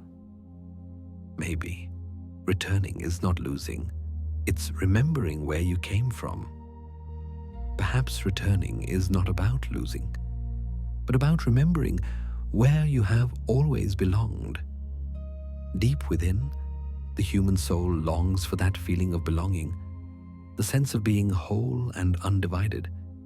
Every loneliness, every heartbreak, every wound of separation stems from the illusion that we are cut off from others, from the world, from our own source. But as Jung wrote, the meeting of two personalities is like the contact of two chemical substances. If there's any reaction, both are transformed. Each true connection changes us both. A meeting does not destroy the self, it expands it. Perhaps you have known a relationship that made you dissolve, not from pain, but from connection so deep that you forgot where you ended and the other began. You felt, you empathized, you understood, until all boundaries vanished. That is the most sacred kind of merging, what Jung called the union of opposites. It is not losing yourself, but widening yourself enough to embrace another aspect of existence. And yet, modern humans live in isolation disguised as connection. We post on social media to be seen, talk endlessly to fill the silence, build the best version of ourselves to avoid facing the emptiness within. But only in stillness do boundaries begin to melt. At night, when the noise fades, when there are no roles left to play, the soul finally exhales. Imagine yourself sitting by the ocean. No name, no role, no story to tell. Only you, your breath, and the sound of the waves. In that moment, you do not need to be someone. You simply are in perfect harmony with the space around you. This is what Jung called the self, not the small ego, but the sacred center where consciousness and the unconscious meet. Here, you are no longer a person living in the world. You are life itself, alive through your form. In the Red Book, Jung wrote, "To confront a person with his shadow is to show him his own light. To face your shadow is to reveal your light. When you let go of your roles, your titles, your past, you also release the shadow they create, the fear of not being enough, not being seen, not being loved. And only then can your true light emerge. A drop of water does not fear dissolving, because it knows it was never apart from the sea. So too with us. When you let go of your story of I, you do not vanish. You become the whole. You remain, but no longer confined by the narrow walls of who you think you are. Breathe slowly. Inhale, you are part of the world. Exhale, the world is part of you. And slowly, the boundaries blur. Everything begins to merge, your heartbeat with the rhythm of the waves, your breath with the air, your thoughts dissolving into space. You do not need to overcome life. You need only to merge with it. Carl Jung once said, "Wholeness is not achieved by cutting off a portion of one's being, but by integration. Wholeness is not found by rejection, but by union. When we allow ourselves to dissolve into the whole, we do not lose ourselves. We rediscover the part of our soul that has long been forgotten, the quiet, gentle, oceanic part. In this merging, we are freed from the weight of who we must be, what we must achieve, or what we must become.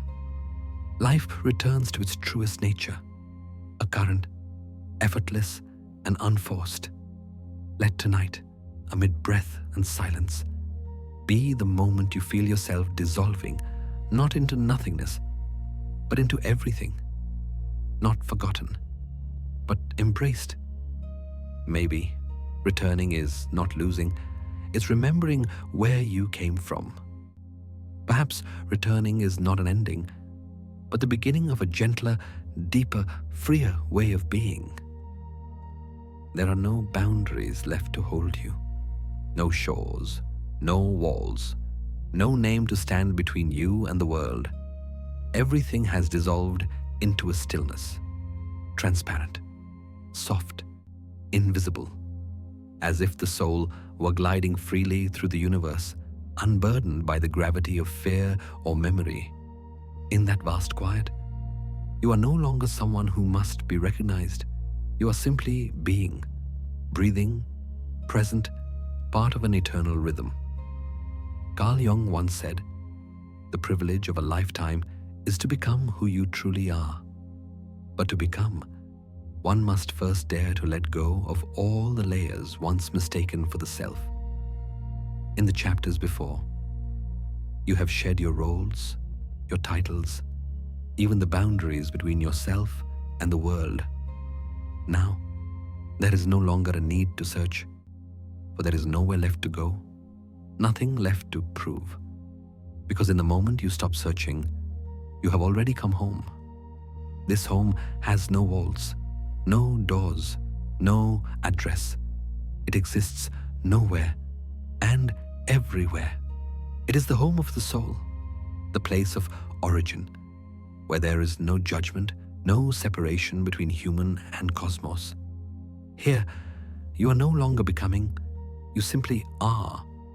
Imagine yourself standing in endless space, surrounded by a sky made of light. No sound, no form, only perfect silence. There, you no longer ask, "Who am I?" because the question has dissolved into its own answer. There is no I and world anymore, only we, one breath moving through everything, in memories, dreams, reflections. Jung wrote, "The psyche is not of today. It was ever and ever will be. The soul doesn't belong to time. It wasn't born today, nor will it vanish tomorrow. It has always been, in every breath, every dream, every tear, every flicker of awareness. It is the original home, one you don't need a key to return to, only the courage to release what no longer belongs." We often mistake coming home for returning to a place. But the true home isn't found in the physical world. It's a feeling.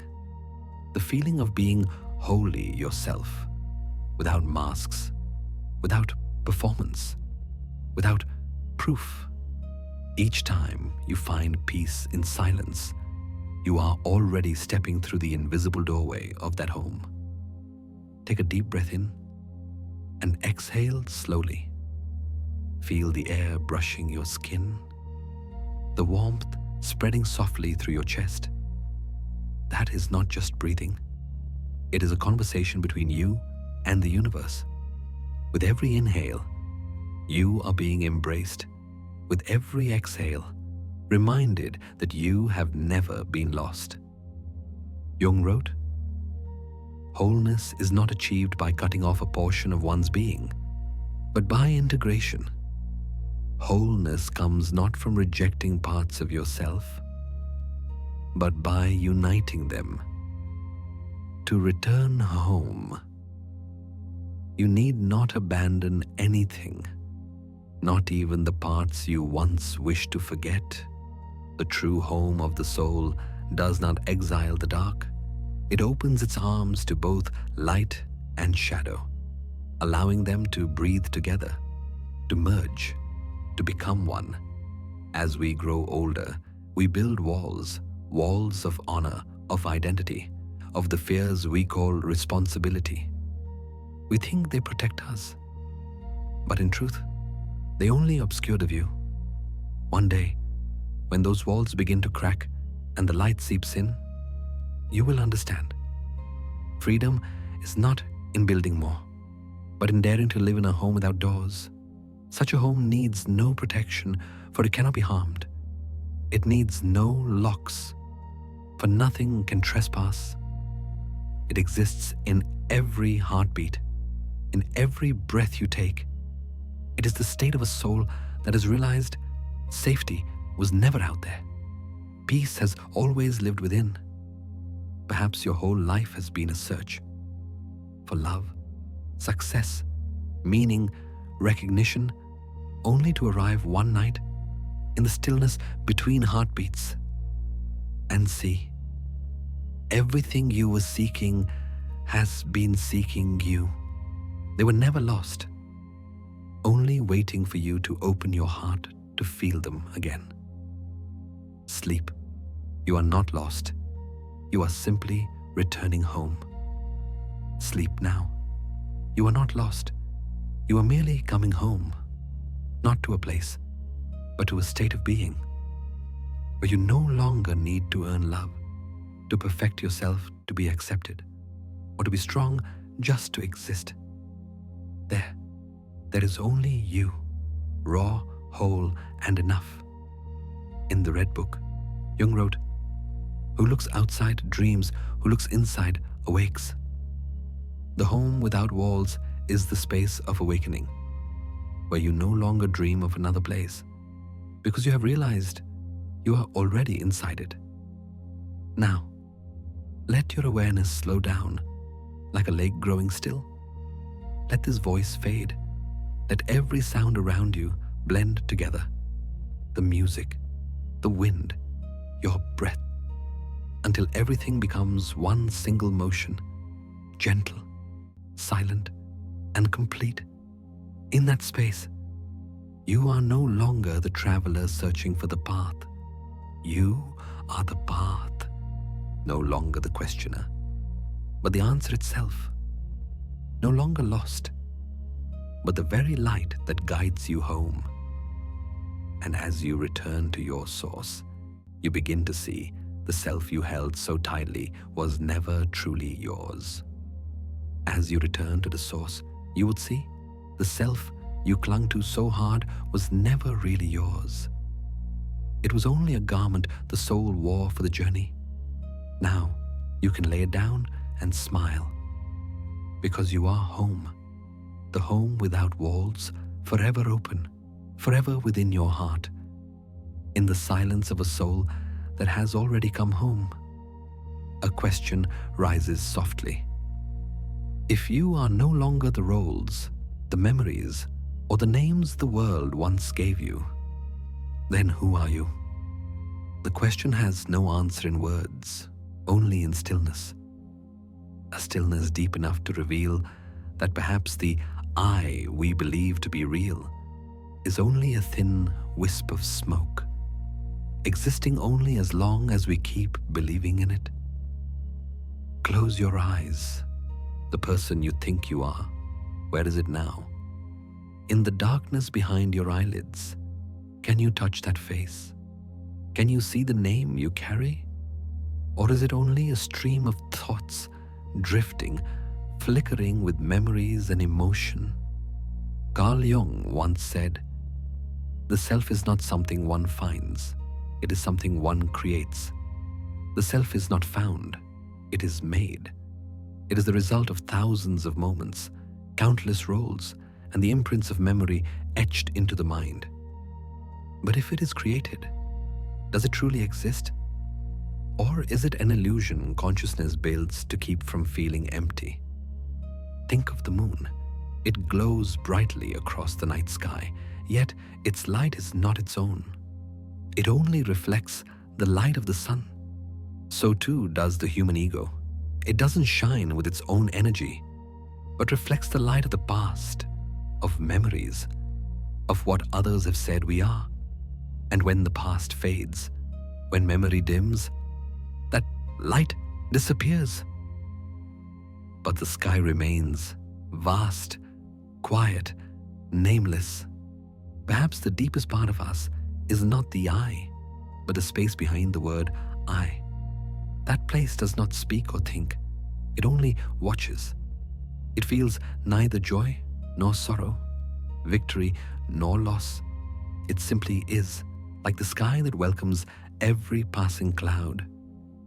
In the Red Book, Jung wrote, "Who looks outside dreams, who looks inside awakes." The I we see each day, the self of images, stories, and resumes, is the dream. It helps us move through the world, but it is not our true nature. To awaken is to turn inward, to see the dreamer, and to realize that even the dreamer is part of a greater dream called life. We often confuse I with what I think, but thoughts are not being. They are the ripples of consciousness. You are not your thoughts, not your past, not your name. You are the one who is watching them all. Imagine sitting beside a river, watching leaves float by. Each leaf is a thought, a memory, an emotion. Sometimes you reach out, clinging to one, but the current always carries it away. And then you see, you are neither the leaf nor the water. You are the witness. In memories, dreams, reflections, Jung wrote, "The privilege of a lifetime is to become who you truly are. But to become oneself, one must first see that most of the time, we do not live as ourselves. We live as the story we've been telling. A story written from beliefs, fears, compliments, wounds, and borrowed dreams. There are days when your I feels strong, unshakable. Other days, that same I feels fragile, uncertain, lost. So which one is the real you? The answer, both and neither. Because the true self is not a shape or a version, but the energy moving between them. Jung saw the ego as a bridge, not a destination. It helps us experience the world, but must never become our cage. In Psychological Types, he wrote, "Every form of addiction is bad, no matter whether the narcotic be alcohol, morphine, or idealism. Every obsession is a chain, even the addiction to our own self-image. For when we cling too tightly to who we think we are, we stop the soul from changing, from expanding into the whole. And maybe, in this quiet night, you can feel everything you once called I beginning to fade. Your name, your past, your identity, your memories falling away like dust brushed from the skin. Do not be afraid. Nothing is lost. You are simply witnessing the core that remains, the nameless, silent essence that existed before any memory began. Listen to the voice within, the one that speaks without words. It does not ask, 'Who am I?' It whispers simply, 'I am.' Nothing more. No title, no description, only pure existence." Jung once wrote, "The most terrifying thing is to accept oneself completely." To accept oneself is indeed terrifying. It means standing bare before your being, without any mirror to reflect you, without any borrowed light to hide behind. Yet it is there, in that nakedness, that freedom begins, like the moon ceasing to borrow the sun's light and learning to glow from within. You no longer need the borrowed radiance of memory, of praise, of the past. You are already luminous. Let tonight be the night you stop trying to prove who you are. Breathe deeply, slowly.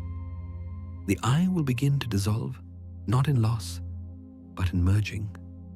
And in that stillness, you will see you were never someone. You are the space through which all someones come and go. Not the wave, but the ocean. Not the dream, but the one who dreams. This is the place where I dissolves and being begins. In the stillness where the self begins to dissolve, something delicate emerges. We are not a single being, but thousands of versions of ourselves, constantly being born and fading away with every breath. The I of this morning is not the same as the I of last night, and the one reading these words will no longer be the same by the time the final line ends. Each moment is a single frame of consciousness, and life, a film made of millions of such frames. Carl Jung once said, "The self is not something one finds, it is something one creates." Every second, we redraw our face through emotion, through choice, through what we let go and what we hold on to. Yet in this act of creation, we carry a strange obsession, the need to be consistent, to remain the same, to be someone forever. We fear change, believing that to change is to betray ourselves. But the truth is, there's no fixed self to betray, only a current that must keep shifting to stay alive. Identity is the movement, not memory. Identity is not what you remember, it is what you are becoming. A person is not defined by who they once were, but by their capacity to continue evolving. Jung called this process individuation, the soul's journey to reconcile the conscious with the unconscious, the old with the new, the fearful with the awakening, not to become perfect, but to become truer. Imagine a room full of mirrors. Each one reflects a different angle of you. Morning light shows you gentle. Evening light shows you tired. Night shadows reveal you as quiet and deep. No reflection is wrong, and none are complete. They are all temporary glimpses of a being in constant motion. Jung wrote, "There is no coming to consciousness without pain. We cannot awaken without pain, because every change requires a shedding of the old, like a snake leaving behind its skin along the path it travels. But if the snake refuses to shed, it will suffocate. Likewise, if we refuse to change, the soul will shrink within its own past. You can see this truth in everyday life. The people you once loved, hated, admired, all belong to versions of you that no longer exist. We often look back on our former selves with regret or shame, forgetting that they were the foundation on which this present you stands. No self was ever wrong, only unfinished. Perhaps you have stood at a crossroads, where the person you were and the one you are becoming pull you in opposite directions. One wants to move forward, the other to return. That is the space between selves, the uncomfortable, sacred gap where transformation takes place. In that space, there's no identity, no certainty, only becoming, like a seed cracking open to let the sprout emerge. You must break to be born again. Jung once wrote in The Undiscovered Self, "People will do anything, no matter how absurd, in order to avoid facing their own soul. We fear the space, the silence, the moments when we don't know who we are. But it is in that not knowing that the soul begins to speak." Imagine someone standing on the shore, watching the waves erase their footprints. In that instant, they no longer know who they are, a wanderer, a dreamer, or simply a breath merging with the wind. But instead of fearing it, they smile, because they understand they don't need to know. They just need to be, and let each wave draw a new shape. It's okay to change. You are meant to. It's okay to let go, to shift, to begin again, because that is what you were made to do. In change, you may lose people, places, and feelings once familiar. But that is not loss. It is expansion. The old doesn't vanish. It becomes the soil that nourishes what is new. Tonight, let go of the idea that you must remain the same. Let each breath be a new version of you. Inhale, you receive. Exhale, you release. And with every breath, the old softens, making space for the next becoming. In Psychology and Religion, Jung wrote, "Only the paradox comes anywhere near to comprehending the fullness of life. Only paradox can hold life's fullness. You are both who you were and who you are not anymore. You are changing, and yet you are still you." Both truths coexist, because paradox is the pulse of existence. Let your mind grow still, like a calm lake. Don't try to hold the water, just let it flow. In every ripple, you are reborn. In every breath, you are becoming gentler, freer, closer to your essence. By now, you may see there is no fixed I, only the endless motion of life wearing your shape for a while. Every change is not a betrayal of yourself. It is your soul saying thank you for still daring to grow, for still daring to become. So relax, hold on to nothing. Each you is just a moment, and every moment is sacred. Tonight, you don't need to find your true self. You need only accept that you are always being reborn. Because, as Jung once wrote, life really does begin at 40. Up until then, you are just doing research. Life truly begins when you understand. You can begin again, at any time. There comes a moment in the inner journey when every version of the self begins to crack, as though the mirror of consciousness can no longer hold the weight of all that you have ever been. You look into it and see thousands of fractured reflections. The one who smiled, the one who wept, the one who loved, the one who feared. They are all you, and yet none of them are truly you. Because the mirror never reflected truth, it only reflected light. And you are the light itself. In the Red Book, Jung wrote, "The soul becomes bright when it no longer reflects, but radiates. The soul becomes luminous when it stops reflecting and begins to shine."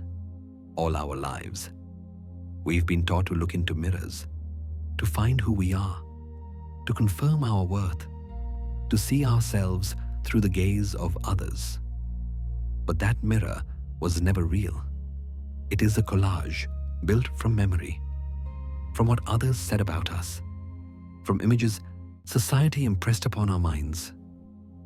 The longer we stare, the further we drift from the true light within. In the previous chapter, you felt the space between selves. Now, we take one more step beyond the mirror that has held the soul captive. This is not destruction. It is awakening. Imagine someone standing in a room filled with mirrors. Everywhere he turns, he sees himself endlessly repeating, distorted, overlapping. One day, he picks up a stone and throws it. The mirror shatters. At first, he feels fear, for he can no longer find the familiar face. But then, among the fragments, he notices something extraordinary. The light is no longer trapped in reflections. It floods the room, gleaming on every shard. He hasn't lost his image. He has become the light itself. Maybe you were never a person, but an experience the universe is having. Maybe you were never a fixed being, but an experience the universe is living. A current of energy capable of feeling, of loving, of shifting forms to understand itself. What you call I is only a temporary prism through which light passes. Carl Jung once said, "One does not become enlightened by imagining figures of light, but by making the darkness conscious. We do not awaken by dreaming of brightness, but by bringing awareness to the dark. To break the mirror is not to reject what once was, but to see that both light and shadow come from the same source. The darkness in the glass never threatened the light. It was the background that allowed it to appear. We so often stare into mirrors, searching for a perfect version of ourselves. Strong enough, good enough, worthy enough. But that longing blinds us to our truth. We were not born to be perfect, but to experience completely, to hold the broken pieces, the shadows, the mistakes, the tenderness. Jung called this the integration of the shadow, the union of light and darkness, where the soul is no longer divided. Think of the times you've looked into a mirror, in the tired light of morning, the loneliness of night, or those moments when you stared deep into your own eyes and didn't recognize who you saw. In those moments, your image was trembling, and your soul was inviting you to look beyond the surface, into what cannot be reflected. Rest now. Let the self dissolve. You are safe in the space between everything. Rest. Let the self melt like ice into water. You are safe in the quiet space between all things, where there is no name, no form, only presence. Jung wrote, "The ego cannot adapt to the boundless. The ego cannot survive infinity, for it was made to define, to divide, to name. But the soul belongs to the infinite. It does not fear dissolution, because dissolving is its way home. Close your eyes. Do not search for your image in the mind. Let the mirror break. Let each shard of memory, each role, each label fall away. The you the world once knew, the one who tried, who failed, who longed, is now only glass glittering under light. Nothing is lost. Everything has simply returned to its true form. Light. In memories, dreams, reflections. Jung wrote, "In each of us there is another whom we do not know. Within every person lives another, unseen, unknown." Perhaps it is that part of you stirring now, the part that no longer looks, but is. There is nothing more frightening than not knowing who you are, and nothing more liberating, because when you are no longer someone, you become everything. The light within you does not need a mirror to exist. It continues to spread, to touch, to illuminate, a quiet radiance belonging to the sky itself. Trust this. You do not need reflection to be seen. Jung wrote in The Archetypes and the Collective Unconscious. The individual is not only a single, separate being, but also the whole living system. Each person is not merely a self-contained entity, but the entire living system breathing with the universe. Now, let this voice fade, like a breeze moving softly through the night.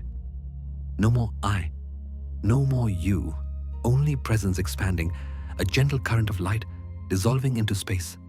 All mirrors shatter, all images fade, but the light remains tender, complete, and free.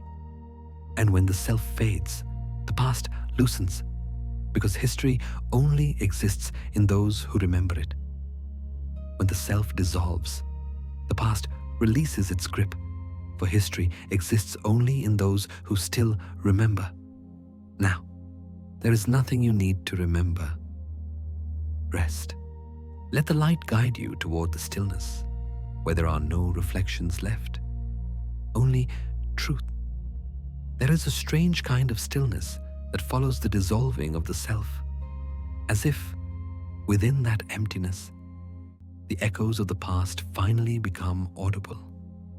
Unhealed memories, silent figures still lingering in the corners of the mind.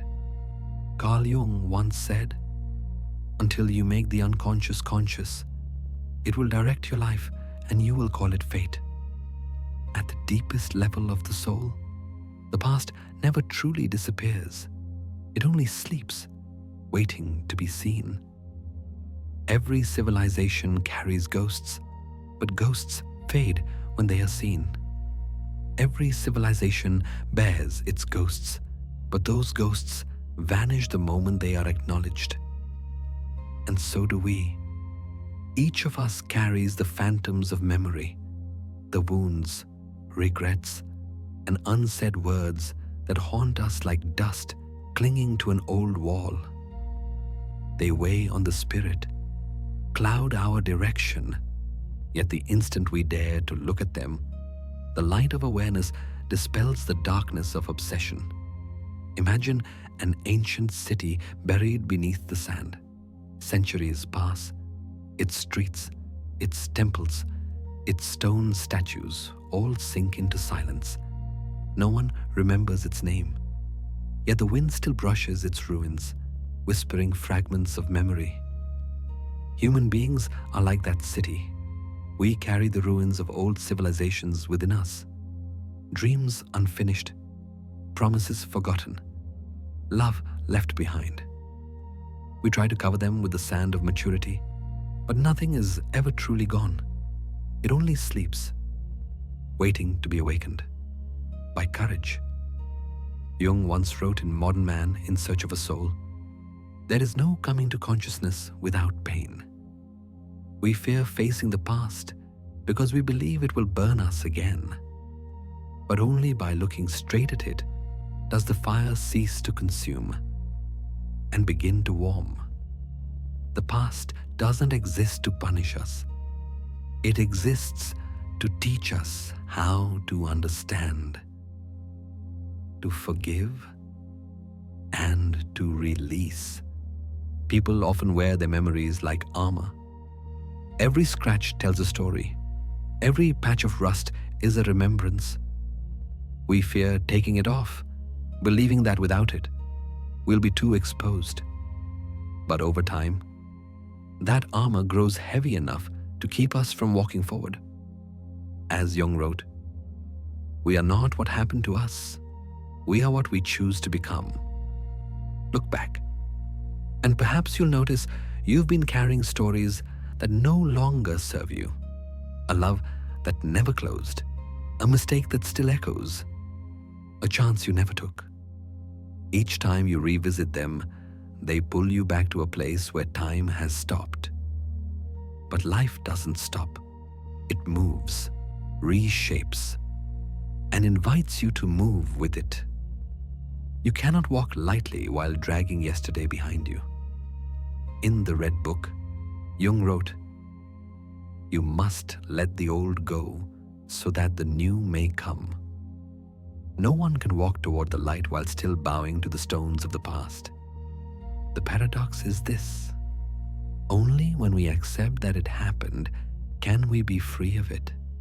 The past doesn't need to be erased, only acknowledged as part of the whole. Imagine walking along a shoreline. Each wave erases the footprints left before it, then pulls away. No matter how deep you press, the sea will still wash it clean. Time is that sea, impartial, patient, infinite. It keeps no favorites, and it forgets no one. Everything is washed, everything returns to the flow. Deep within, you may still carry the image of who you once were. Someone stronger or more fragile. Someone who dreamed, who feared, who trusted, who broke. But if you listen closely, you'll realize that person is still here, simply wearing a new shape. All your past selves are sleeping within this breath, woven into every heartbeat, every pulse of blood. Jung believed that each human being is a river of time, carrying the past, the present, and the future at once. He wrote, "The psyche is timeless. It knows nothing of past and future. The soul doesn't live in chronology. It only experiences. The past ceases to exist the moment you stop reliving it. So tonight, if you feel the weight of memory pressing upon you, close your eyes and breathe. Imagine each fragment of the past slipping from your shoulders like small stones falling into the quiet sea. You do not need to forget, and you do not need to remember. You only need to let go. In the soft light of awareness, the ghosts of memory begin to fade, not because they are defeated, but because they are seen. You no longer have to fight them, because you understand. They were never your enemies, only the lost parts of you, finding their way home. Jung once wrote, "I am not what happened to me. I am what I choose to become." Let that truth cradle you into the night, not as advice, but as a gentle remembering. You are not bound by what has been. You are the one walking out of the ancient city of your mind, brushing off the dust of memory, and stepping forward, lighter, brighter, free. Because the weight of the past only exists until you realize it was never a burden, only stepping stones leading you back to yourself. Breathe in, the dust settles. Breathe out, the ghosts fade. You are no longer defined by what happened. You are defined by your capacity to be reborn. With every breath you take anew, the ghosts of memory do not vanish simply because we've seen them. They only change their form. At times, they soften like faint mist on a morning mirror, no longer threatening, only reminding, but for light to pass through. The mirror must be cleared. So it is with us. Only when we learn to forget can we truly see ourselves.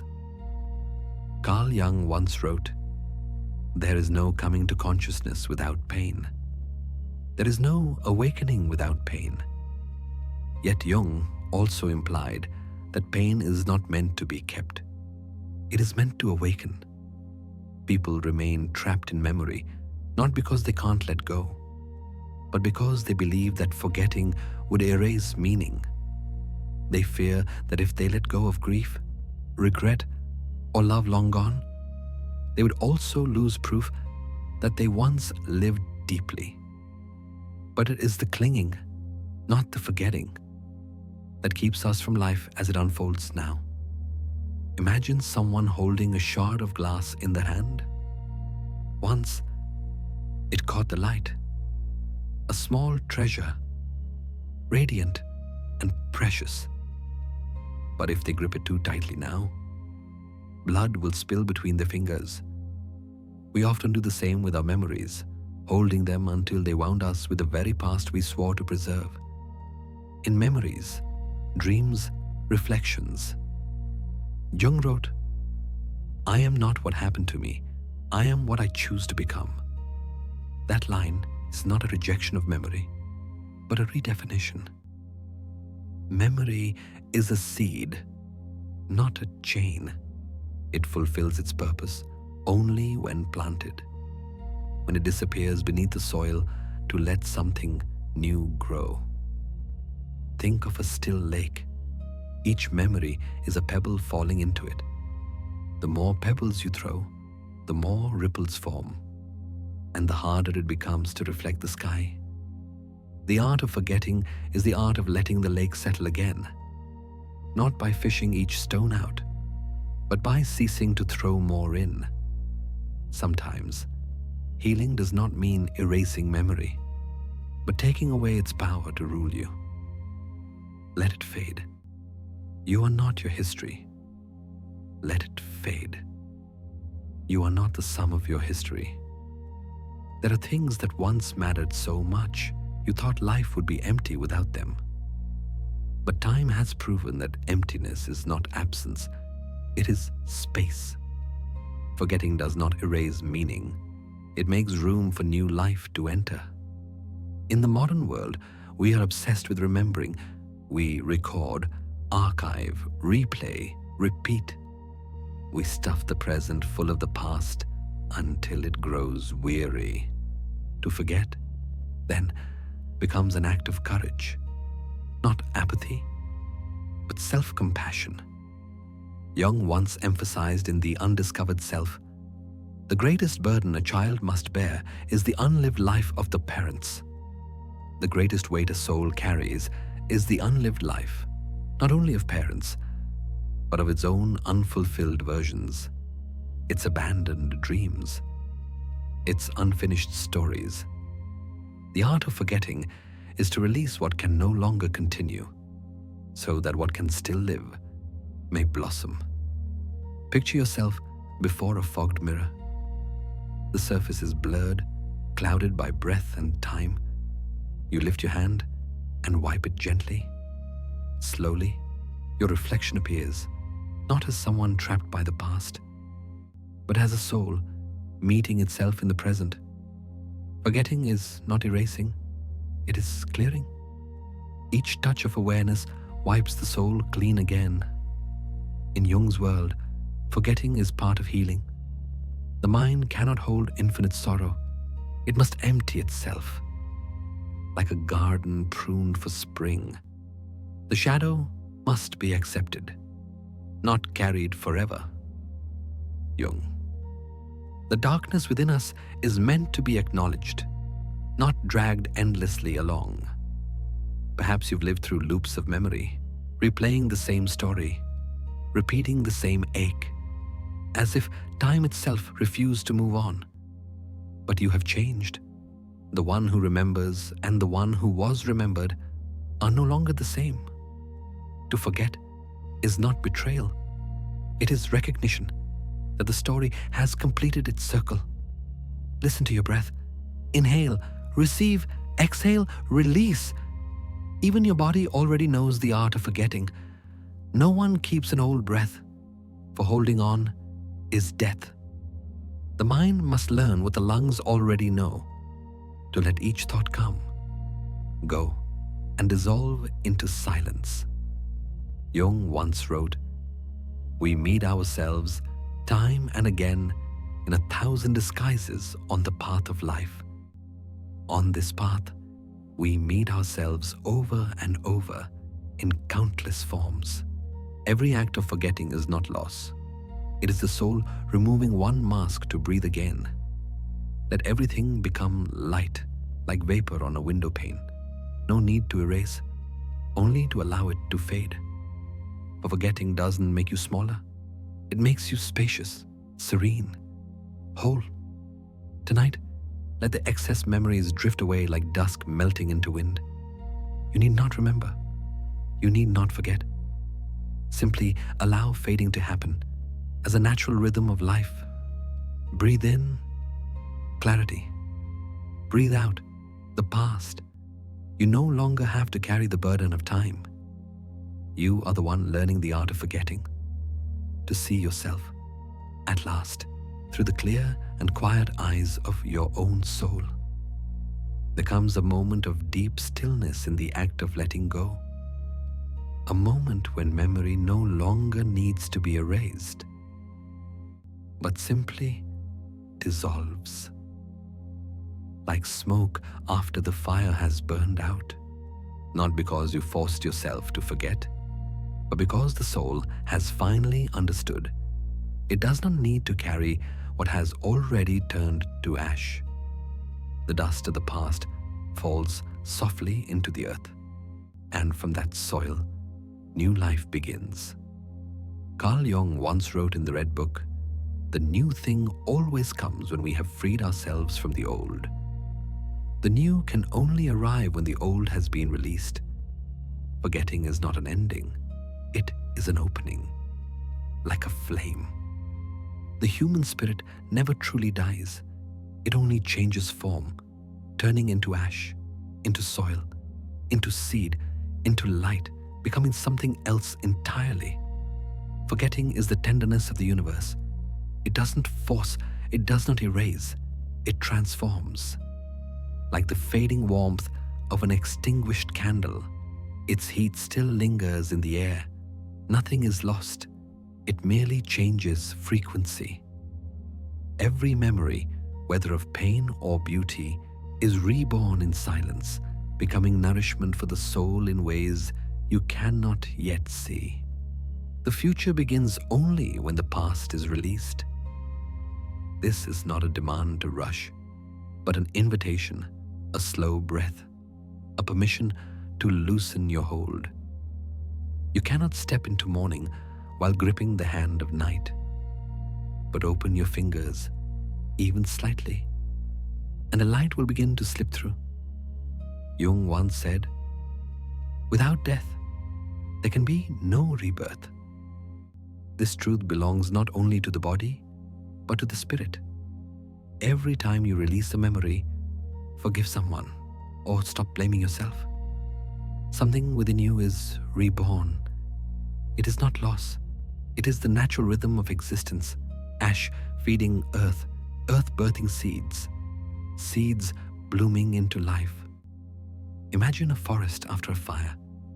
At first, there's only black soil and silence. But beneath that stillness, seeds wait. They need the fire to open. They need the ash to nourish. They know that death is not destruction, but the hand of renewal. Your soul is like that forest.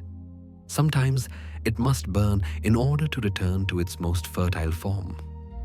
Breathe and let the old stories rest. Inhale, accept. Exhale, let the stories sleep. You no longer need to prove anything to your past. It has done its job. It taught you to love, to ache, to exist. Now it only wants to rest, and so do you. In memories, dreams, reflections. Jung wrote, "My life is a story of the self-realization of the unconscious. Life itself is the unfolding of the unconscious becoming aware of itself. Rebirth is not the effort to become someone new, but the quiet acceptance of everything you have ever been. No more resistance, no more preparing, no more running, only stillness, allowing life to breathe through you again.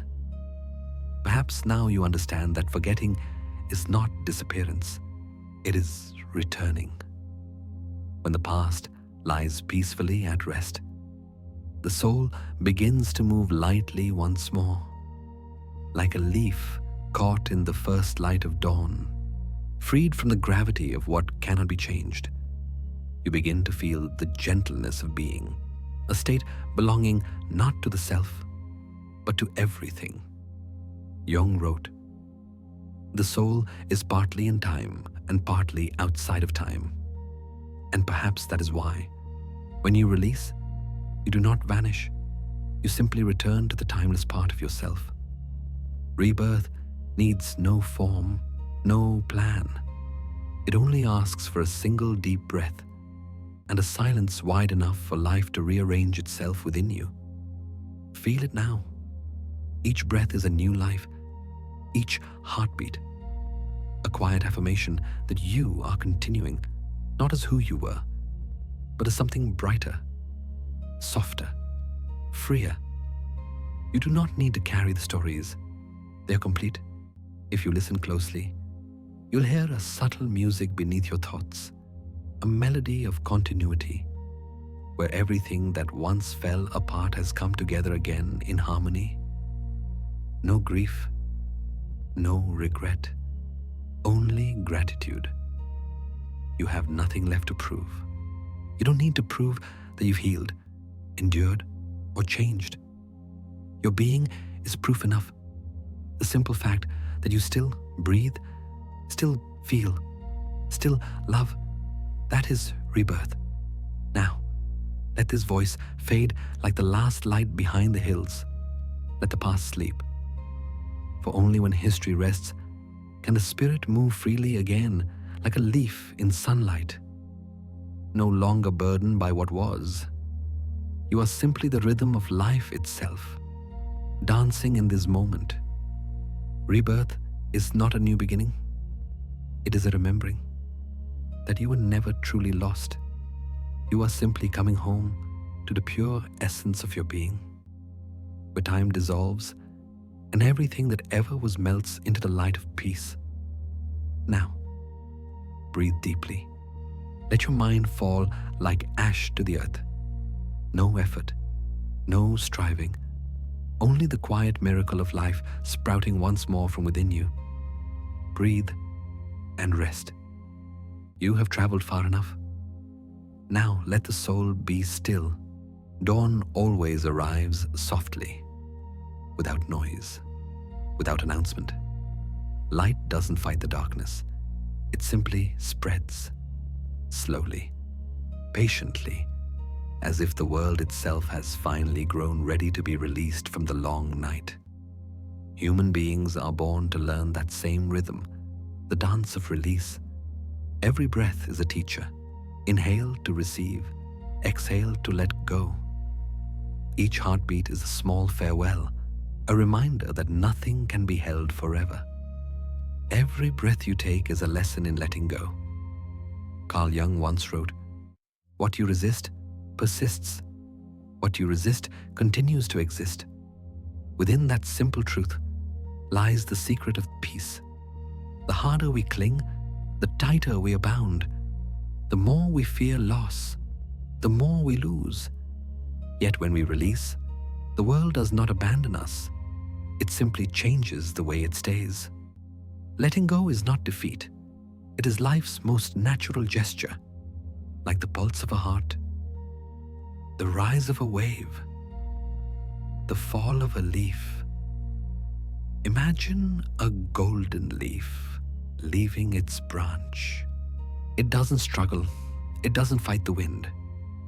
It only yields gracefully, not because its life is over, but because its purpose is complete. It has fed the tree, and now, by falling, it nourishes the soil. Everything belongs to a perfect circle where nothing is lost, only passed on. Jung called this the rhythm of transformation. Life never stops. It only changes shape. To cling is to block the river's natural flow. Just as a river cannot carry the waterfall and the ocean at once, we cannot hold everything we've had and still hope to be free. Maybe letting go is not giving up. It's giving space for life to flow again. Letting go is not surrender. It is an act of trust. We often believe letting go means losing people, memories, direction. But in truth, it is how we return what no longer serves us so that what awaits can find its way in. Notice your breath. Inhale, you meet life. Exhale, you give yourself back to it. In each breath, you learn how to give without losing, how to dissolve without disappearing. As Jung wrote, "The privilege of a lifetime is to become who you truly are, and to become, one must release what no longer belongs." Modern life teaches us the opposite, to hold on to expired relationships, empty work, outdated dreams. We fear emptiness, so we fill ourselves with memory and expectation. But the space we avoid is the very ground where renewal begins. A forest only flourishes after ash has fed its soil. The soul, too, grows fertile only when it lets go of dead roots. In memories, dreams, reflections, Jung wrote, life really does begin at 40. Up until then, you're just doing research. Life begins when we stop collecting and start releasing. Until then, we only practice holding success, love, ambition. But there comes a moment when the soul simply knows. The hands must open for the heart to bloom. Letting go does not erase presence, it transforms it. Those who have left are not gone. They've moved inward, from form to memory, from sound to silence, from words to understanding. Everything you've loved still exists, just in a gentler shape. Let your mind learn from the leaf to fall without fearing the ground, for the ground is where everything begins again. Falling is not an ending, it is the promise of a new season. As Jung said, the new thing always comes when we have freed ourselves from the old. Letting go is, in truth, a dance, a rhythm between holding and releasing, between knowing and unknowing, between life and death. Your very body moves to this ancient choreography. The heart contracts, then opens, the lungs take in, then release. The eyes awaken, then close. The universe dances with you, day yielding to night, tides rising and falling, seasons circling in silence. Jung once wrote, "In all chaos, there is a cosmos. In all disorder, a secret order. There is design even in loss, order even in dissolution. The universe does not destroy without purpose. Each time something leaves your hands, something unseen forms to restore the balance. So allow yourself to release without fear. For nothing ever truly breaks. Everything merely returns to its rightful place. Tonight, as you breathe slowly and hear the wind outside, imagine yourself moving in rhythm with the cosmos. No effort, no control, only heartbeat, breath, and the quiet wonder of being alive. Let the old sounds fade. Let the images dissolve. Let the shoulds and musts drift away. You are not giving up. You are opening a path, not losing, moving, not ending, beginning again. Let the dance continue, softly, effortlessly, like leaves descending, like the breath that goes out and returns again. For only those who know how to release can truly belong to the flow of life. Breathe in, receive, breathe out, release. That is the oldest dance of the soul, and the only way to live fully in this eternal moment. Light always finds its way into places we believe it cannot reach. It needs no doors, no windows, only the smallest crack of acceptance. Human beings are the same. Every time we let go, even just a little, the light floods in, softening the weight of all we once carried. Letting go is the dance of life. Lightness, its reward. Life keeps changing. Jobs shift. Love fades and blooms again. Age leaves traces on the skin. Everything flows. Everything moves. Yet instead of flowing with it, we cling, define, resist. Jung once wrote, "What you resist persists. What we fight against stays alive." The more we try to remain the same, the deeper we sink into change. Look at a river. The water never argues with the rock. It simply flows around it, smoothing its edges until even the stone becomes soft. That is the wisdom of acceptance, not resignation, but the understanding that everything is doing its part. Water flows, wind blows, leaves fall, and humans learn how to live with impermanence. Perhaps you've had one of those days. Work collapsing, someone leaving, plans unraveling. In those moments, the mind wants control, to fix, to hold, to reclaim, but control only distances us from what we seek most, peace. Jung said, "We cannot change anything unless we accept it." Acceptance isn't stopping. It's the first movement that allows the current to find its way again. Try it now. Breathe in and breathe out slowly. Inhale, exhale. You are already enough. Inhale, welcoming life as it is. Exhale, letting your expectations dissolve into open air. In that rhythm, you realize you don't need to do anything to earn your right to exist. In memories, dreams, reflections, Jung wrote, "The greatest and most important problems of life are all fundamentally insoluble. They can never be solved, but only outgrown. The great problems of life are not solved. They are outgrown." Which means instead of forcing answers, we learn to live with questions. Like the rain, we cannot fix it, but we can stand beneath it and let it wash away what no longer belongs. The lightness of being doesn't come from carrying less, but from no longer straining to carry. Everyone bears unseen weights, responsibilities, nostalgia, unfinished dreams. Yet if you pause, even for a second, and allow yourself not to be strong, you will hear a faint sound, the sigh of a soul set free. Stop resisting the flow and feel the relief in acceptance. We've long believed happiness comes from success, from achieving. But sometimes, happiness is simply the release of the burden to be happy. The sky never tries to be clear. It just lets the wind move the clouds. Lightness is not the absence of pain, but the end of the war against it. It is the grace of knowing I cannot control the waves, but I can learn to surf. Jung once wrote in The Undiscovered Self, "The pendulum of the mind oscillates between sense and nonsense, not between right and wrong. The mind swings between meaning and meaninglessness, not right and wrong." Peace begins here, when we stop demanding that life makes sense. For even in chaos, there is a rhythm. In disorder, a secret harmony we can only hear once we've grown still enough. Imagine standing beneath a tree in the late afternoon.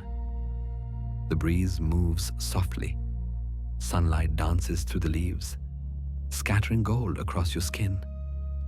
There's nothing to do, nothing to think.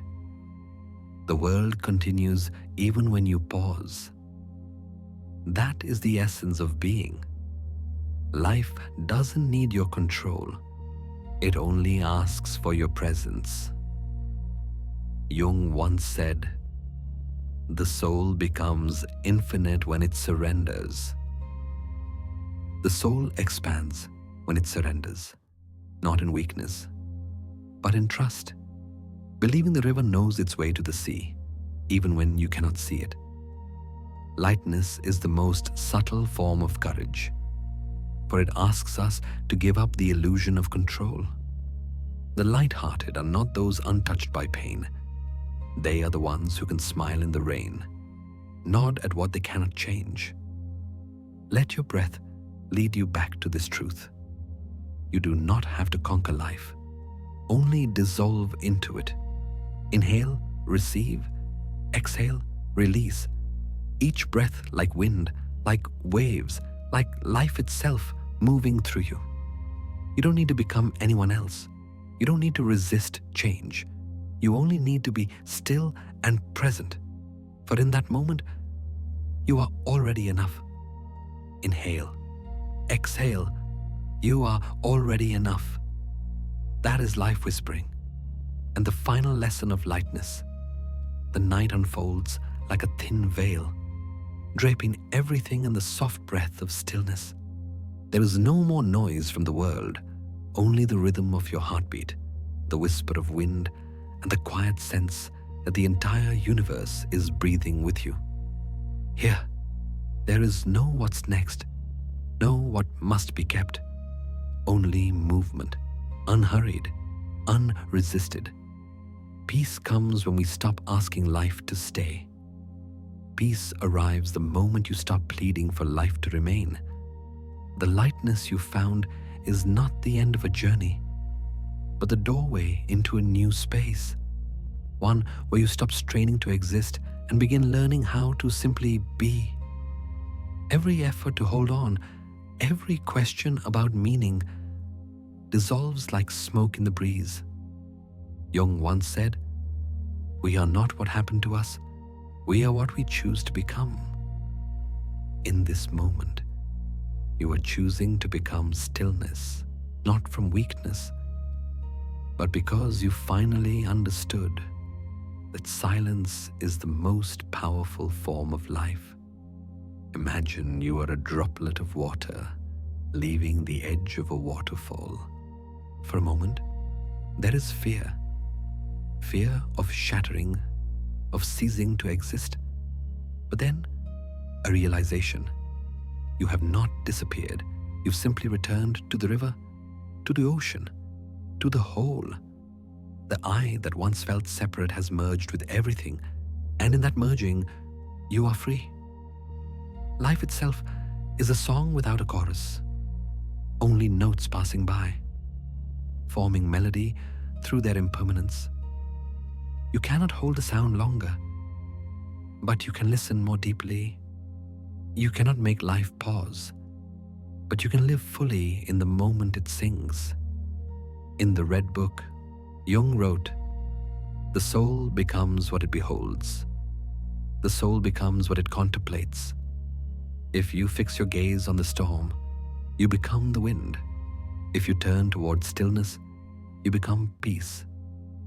And so, in this moment, you need not seek serenity.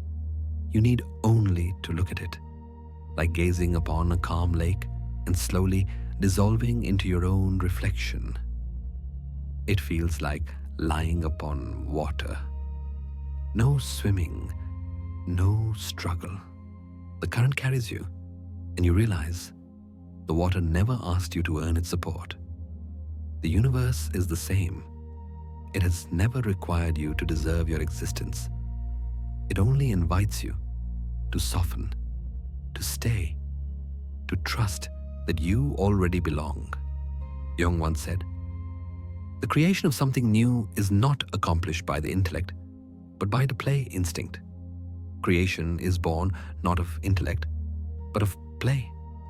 Perhaps life, too, is not a puzzle to solve, but a river to listen to.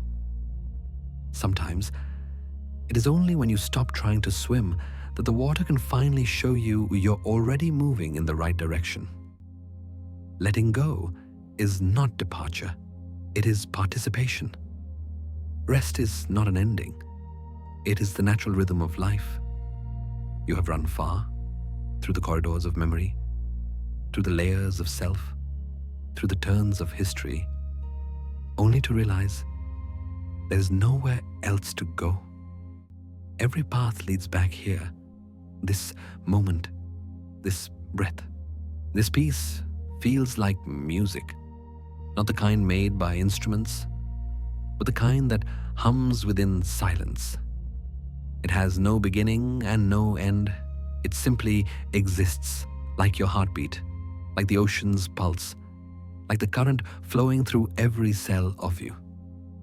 In this rhythm, you are no longer the listener. You are the music itself.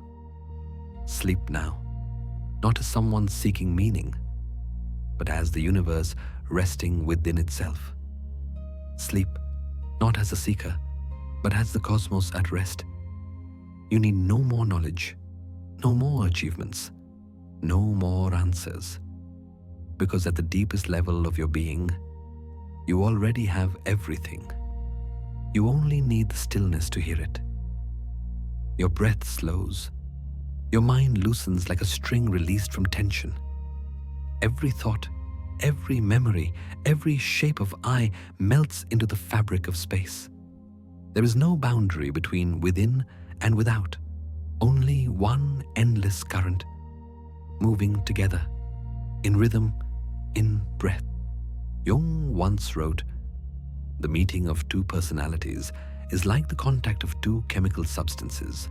If there is any reaction, both are transformed."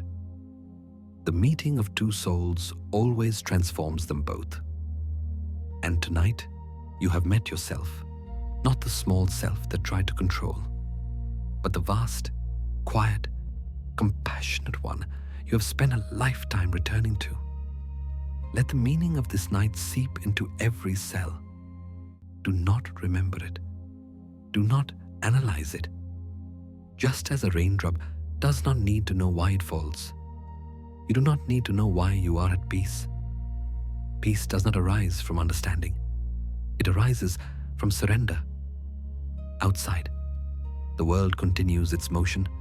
Cities sleep, oceans breathe, stars rearrange themselves. But within you, everything has returned to its rightful orbit, unhurried, unburdened, harmonious.